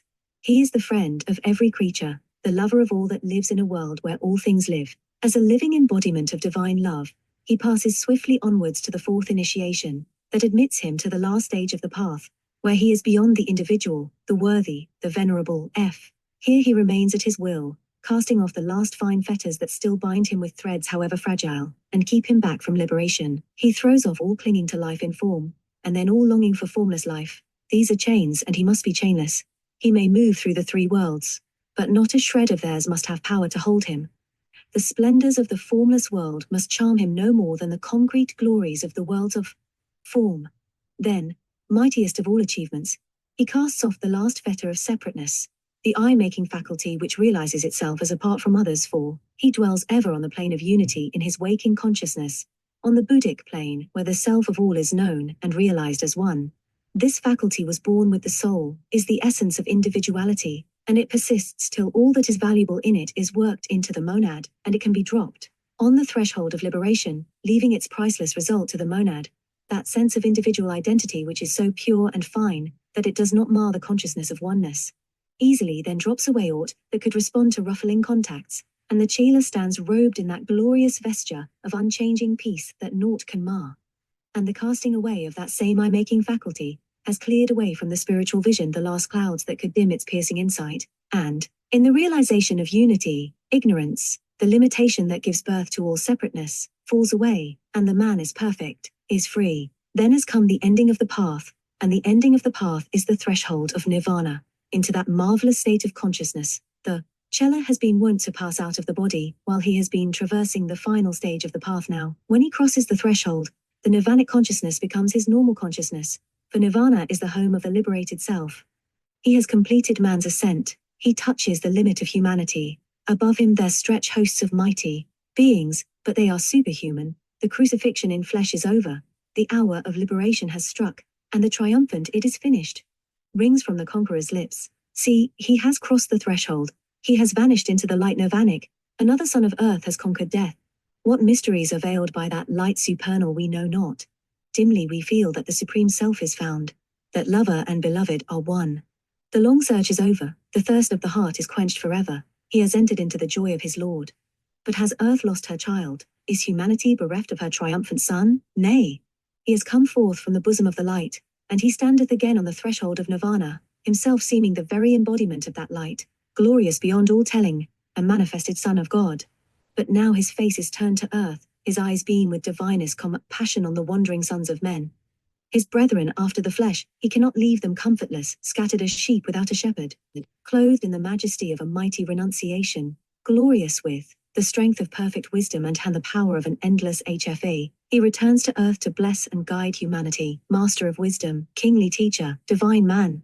Returning thus to earth, the master devotes himself to the service of humanity with mightier forces at his command than he wielded while he trod the path of discipleship. He has dedicated himself to the helping of man, and he bends all the sublime powers that he holds to the quickening of the evolution of the world. He pays to those who are approaching the path the debt he contracted in the day of his own chelaship, guiding, helping, teaching them as he was guided, helped and taught before. Such are the stages of man's ascent, from the lowest savagery to the divine manhood. To such goal is humanity climbing, to such glory shall the race attain. Chapter 12, Building a Cosmos.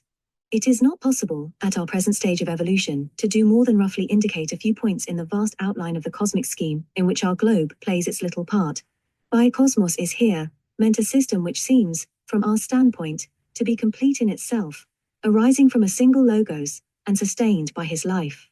Such a system is our solar system, and the physical sun may be considered to be the lowest manifestation of the logos. When acting as the center of his cosmos, every form is indeed one of his concrete manifestations, but the sun is his lowest manifestation as the life-giving, invigorating, all-pervading, all-controlling, regulative, coordinating, central power. Says an occult commentary, Siaria, the sun in its visible reflection, exhibits the first or lowest state of the seventh, the highest state of the universal presence, the pure of the pure, the first manifested breath of the ever unmanifested Sat Be-ness. All the central physical or objective suns are in their substance the lowest state of the first principle of the breath, are, in short, the lowest state of the physical body of the logos. All physical forces and energies are but transmutations of the life poured forth by the sun, the Lord, and giver of life to his system. Hence in many ancient religions, the sun has stood as a symbol of the supreme God, the symbol, in truth, the least liable to misconstruction by the ignorant. Mr. Sinnett well says, "The solar system is indeed an area of nature, including more than any but the very highest beings, whom our humanity is capable of developing, are in a position to investigate. Theoretically, we may feel sure, as we look up into the heavens at night, that the whole solar system itself is but a drop in the ocean of the cosmos, but that drop is in its turn an ocean from the point of view of the consciousness of such half-developed beings within it as ourselves, and we can only hope at present to acquire vague and shadowy conceptions of its origin and constitution. Shadowy, however, though these may be, they enable us to assign the subordinate planetary series in which our own evolution is carried on, to its proper place in the system of which it is a part, or at all events, to get a broad idea of the relative magnitude of the whole system of our planetary chain, of the world in which we are at present functioning, and of the respective periods of evolution in which as human beings we are interested. For in truth we cannot grasp our own position intellectually without some idea, however vague it may be, of our relation to the whole, and while some students are content to work within their own sphere of duty, and to leave the wider reaches of life, until they are called to function in them, others feel the need of a far-reaching scheme in which they have their place, and take an intellectual delight in soaring upwards to obtain a bird's-eye view of the whole field of evolution. This need has been recognized and met by the spiritual guardians of humanity in the magnificent delineation of the cosmos, from the standpoint of the occultist, traced by their pupil and messenger, H.P. Blavatsky, in The Secret Doctrine, a work that will become ever more and more enlightening as students of the ancient wisdom themselves explore and master the lower levels of our evolving world. The appearance of the Logos, we are told, is the herald of the birth hour of our cosmos. When he is manifest, all is manifested after him. By his manifestation, this all becomes manifest. With himself he brings the fruits of a past cosmos, the mighty spiritual intelligences who are to be his co-workers and agents in the universe now to be built.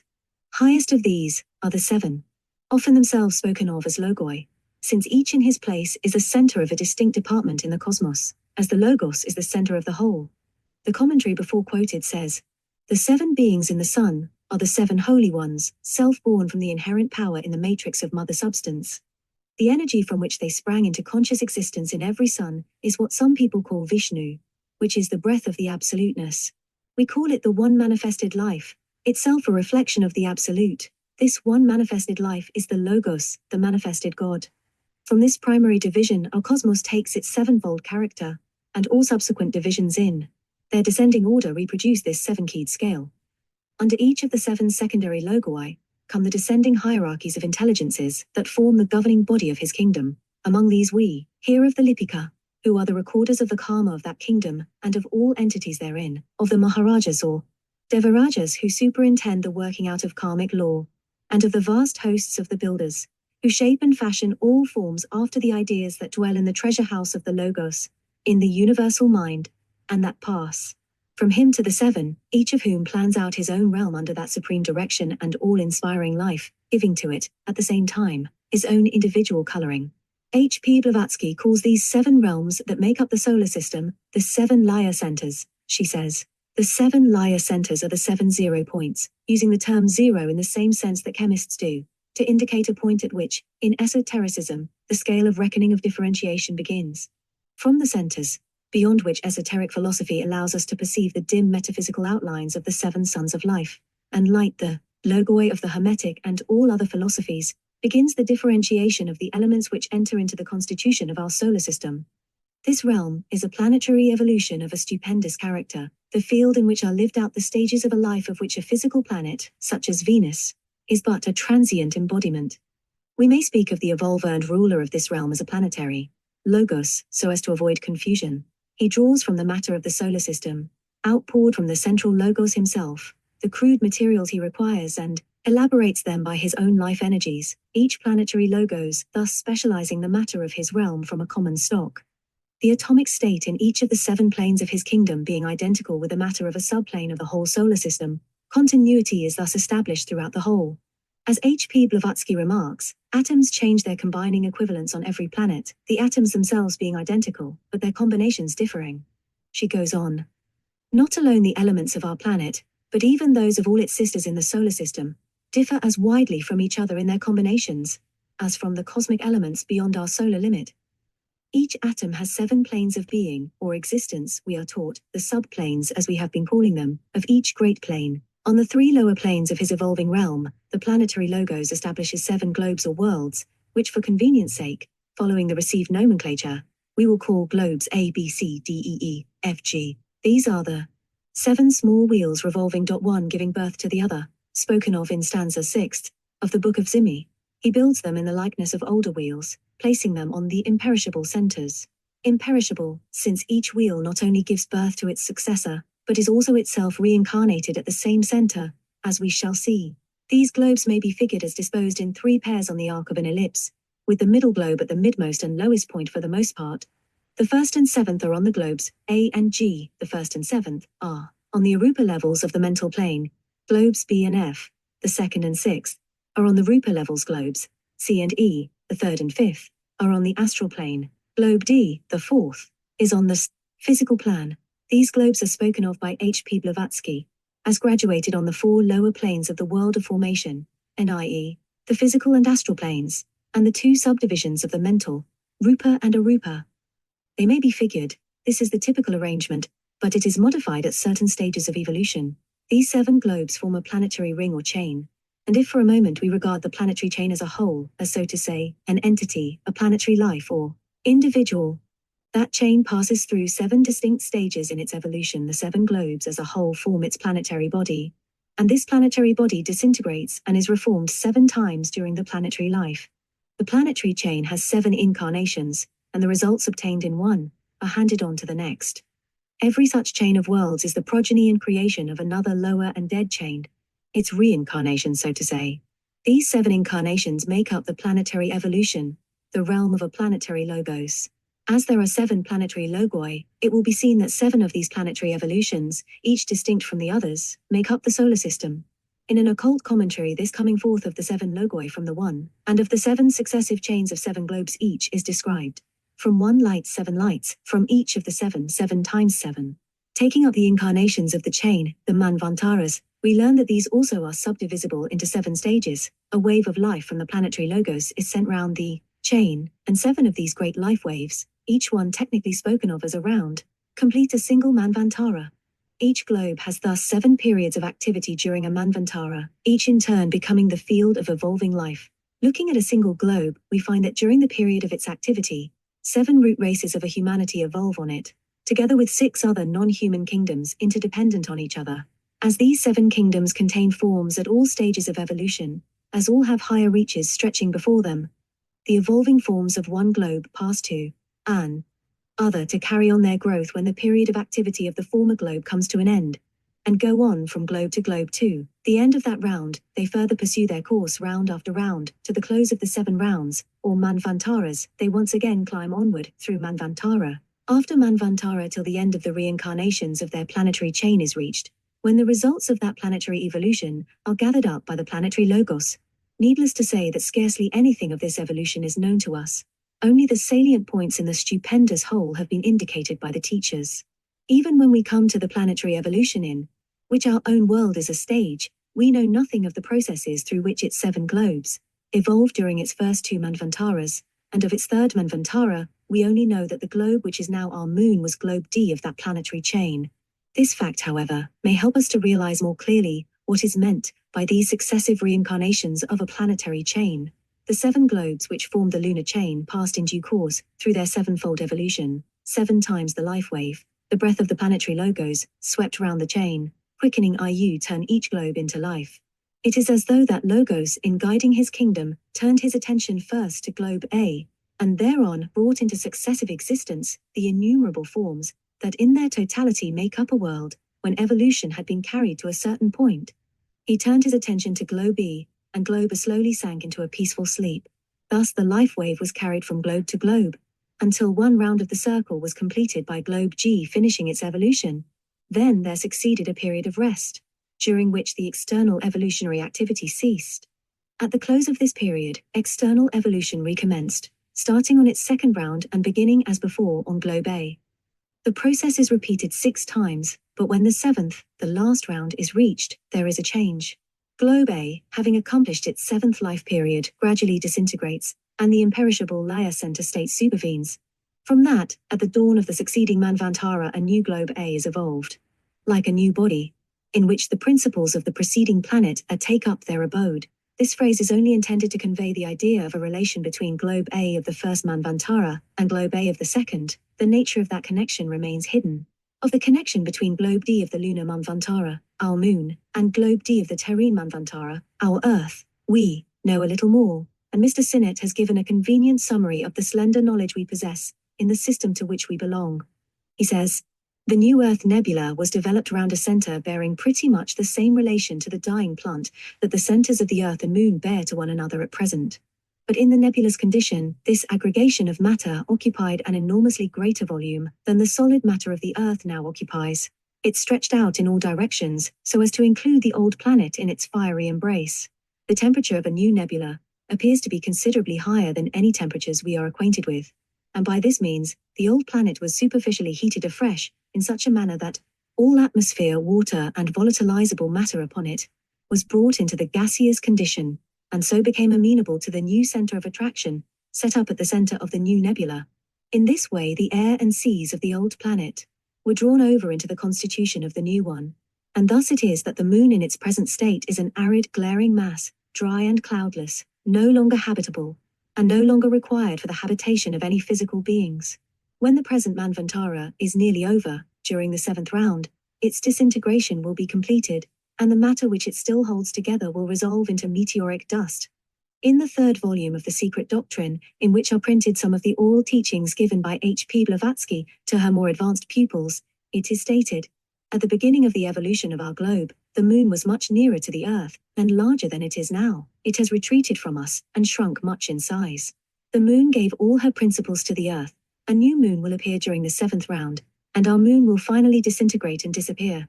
Evolution during the lunar Manvantara produced 7 classes of beings, technically called fathers or Pitris, since it was they who generated the beings of the terrene Manvantara.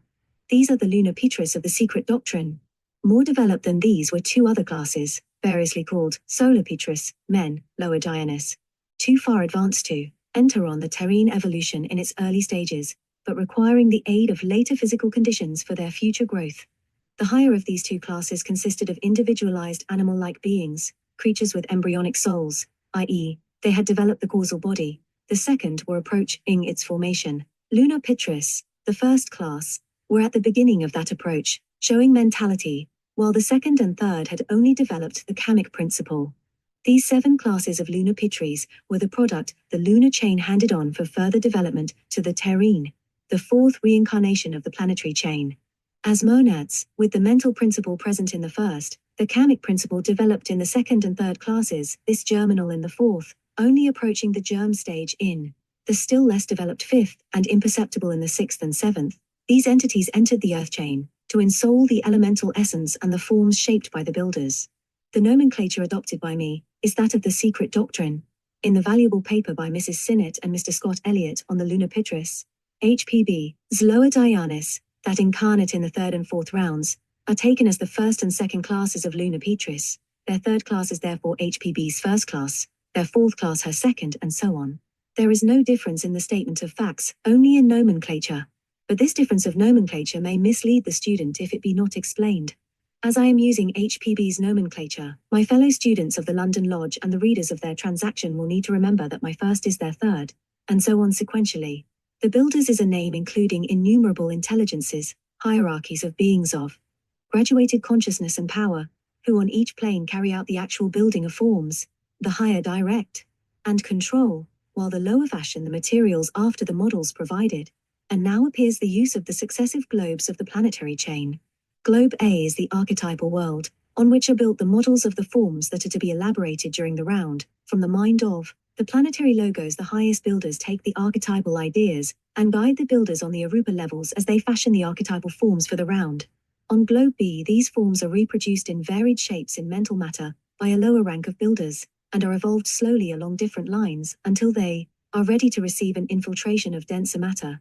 Then the builders in astral matter take up the task, and on Globe C fashion astral forms with details more worked out. When the forms have been evolved as far as the astral conditions permit, the builders of Globe D take up the task of form shaping on the physical plane, and the lowest kinds of matter are thus fashioned into appropriate types, and the forms reach their densest and most complete condition. From this middle point onwards, the nature of the evolution somewhat changes. Hitherto the greatest attention had been directed to the building of the form. On the ascending arc, the chief attention is directed to using the form as a vehicle of the evolving life, and on the second half of the evolution on Globe D, and on Globes E and F, the consciousness expresses itself first on the physical and then on the astral and lower mental planes through the equivalents of the forms elaborated on the descending arc. On the descending arc, the monad impresses itself as best it may on the evolving forms, and these impressions appear vaguely as impressions, intuitions, and so on. On the ascending arc, the monad expresses itself through the forms as their inner ruler. On Globe G, the perfection of the round is reached, the monad inhabiting and using as its vehicles the archetypal forms of Globe A. During all these stages, the lunar Pitris have acted as the souls of the forms, brooding over them, later inhabiting them. It is on the first-class Pitris that the heaviest burden of the work falls during the first 3 rounds. The second and third-class Pitris flow into the forms worked up by the first. The first prepare these forms by ensouling them for a time and then pass on, leaving them for the tenancy of the second and third classes. By the end of the first round, the archetypal forms of the mineral world have been brought down, to be elaborated through the succeeding rounds, till they reach their densest state in the middle of the 4th round. Fire is the element of this first round. In the second round, the first-class Pitris continue their human evolution, only touching the lower stages as the human fetus still touches them today, while the second class, at the close of the round, have reached the incipient human stage. The great work of the round is bringing down the archetypal forms of vegetable life, which will reach their perfection in the 5th round. Air is the second round element. In the 3rd round, the first-class Pitris become definitely human in form. Though the body is jelly-like and gigantic, it is yet, on Globe D, compact enough to begin to stand upright. He is ape-like and is covered with hairy bristles. The 3rd-class Pitris reach the incipient human stage. 2nd-class Solar Pitris make their first appearance on Globe D in this round, and take the lead in human evolution. The archetypal forms of animals are brought down to be elaborated into perfection by the end of the 6th round, and water is the characteristic element. The 4th round, the middle one of the 7 that make up the terrene Manvantara, is distinguished by bringing to Globe A the archetypal forms of humanity, this round being as distinctively human as its predecessors were respectively animal, vegetable, and mineral. Not till the 7th round will these forms be all fully realized by humanity, but the possibilities of the human form are manifested in archetypes in the 4th. Earth is the element of this round, the densest, the most material. The first-class Solar Pitris may be said to hover around Globe D more or less in this round during its early stages of activity, but they do not definitely incarnate until after the 3rd. Great outpouring of life from the planetary logos in the middle of the 3rd race, and then only slowly, the number increasing as the race progresses, and multitudes incarnating in the early 4th race. The evolution of humanity on our Earth. Globe D offers in a strongly marked form the continual 7-fold diversity, already often alluded to. 7 races of men had already shown themselves in the 3rd round, and in the 4th these fundamental divisions became very clear on Globe C, where 7 races, each with sub-races, evolved. On Globe D, humanity begins with a first race, usually called a root race, at 7 different points, 7 of them, each on his lot. And these 7 types side by side, not successive, make up the first root race, and each again has its own 7 sub-races. From the first root race, jelly-like amorphous creatures, evolves the second root race with forms of more definite consistency, and from it the third, ape-like creatures that become clumsy gigantic men. In the middle of the evolution of this 3rd root race, called the Lemurian, there come to Earth, from another planetary chain, that of Venus, much farther advanced in its evolution, members of its highly evolved humanity, glorious beings, often spoken of as sons of the fire. From their radiant appearance, a lofty order among the sons of mind, they take up their abode on Earth as the divine teachers of the young humanity, some of them acting as channels for the 3rd outpouring and projecting into animal man the spark of monadic life which forms the causal body. Thus the 1st, 2nd, and 3rd classes of lunar Pitris become individualized, the vast bulk of humanity. The 2 classes of solar Pitris, already individualized, the first ere leaving the lunar chain and the second later, form 2 low orders of the sons of mind. The second incarnate in the 3rd race at its middle point, and the first come in later, for the most part in the 4th race, the Atlantean. The 5th, or Aryan race, now leading human evolution, was evolved from the 5th subrace of the Atlantean, the most promising families, being segregated in Central Asia, and the new race type evolved, under the direct superintendence of a great being, technically called a Manu. Emerging from Central Asia, the first subrace settled in India south of the Himalayas, and in their 4 orders of teachers, warriors, merchants, and workmen, became the dominant race in the vast Indian peninsula, conquering the 4th race and 3rd race nations, who then inhabited it. At the end of the 7th race of the 7th round, i.e., at the close of our terrene Manvantara, our chain will hand on to its successor the fruits of its life. These fruits will be perfected divine men, Buddhas, Manas, Chohans, masters, ready to take up the work of guiding evolution under the direction of the planetary logos with hosts of less evolved entities of every grade of consciousness, who still need physical experience for the perfecting of their divine possibilities. The 5th, 6th, and 7th Manvantaras of our chain are still in the womb of the future, after this 4th one has closed, and then, the planetary logos will gather up into himself all the fruits of evolution, and with his children enter on a period of rest and bliss. Of that high state we cannot speak. How at this stage of our evolution could we dream of its unimaginable glory? Only we dimly know that our glad spirits shall enter into the joy of the Lord, and resting in him, shall see stretching before them boundless ranges of sublime life and love, heights and depths of power and joy, limitless as the one existence, inexhaustible as the one that is. Peace to all beings.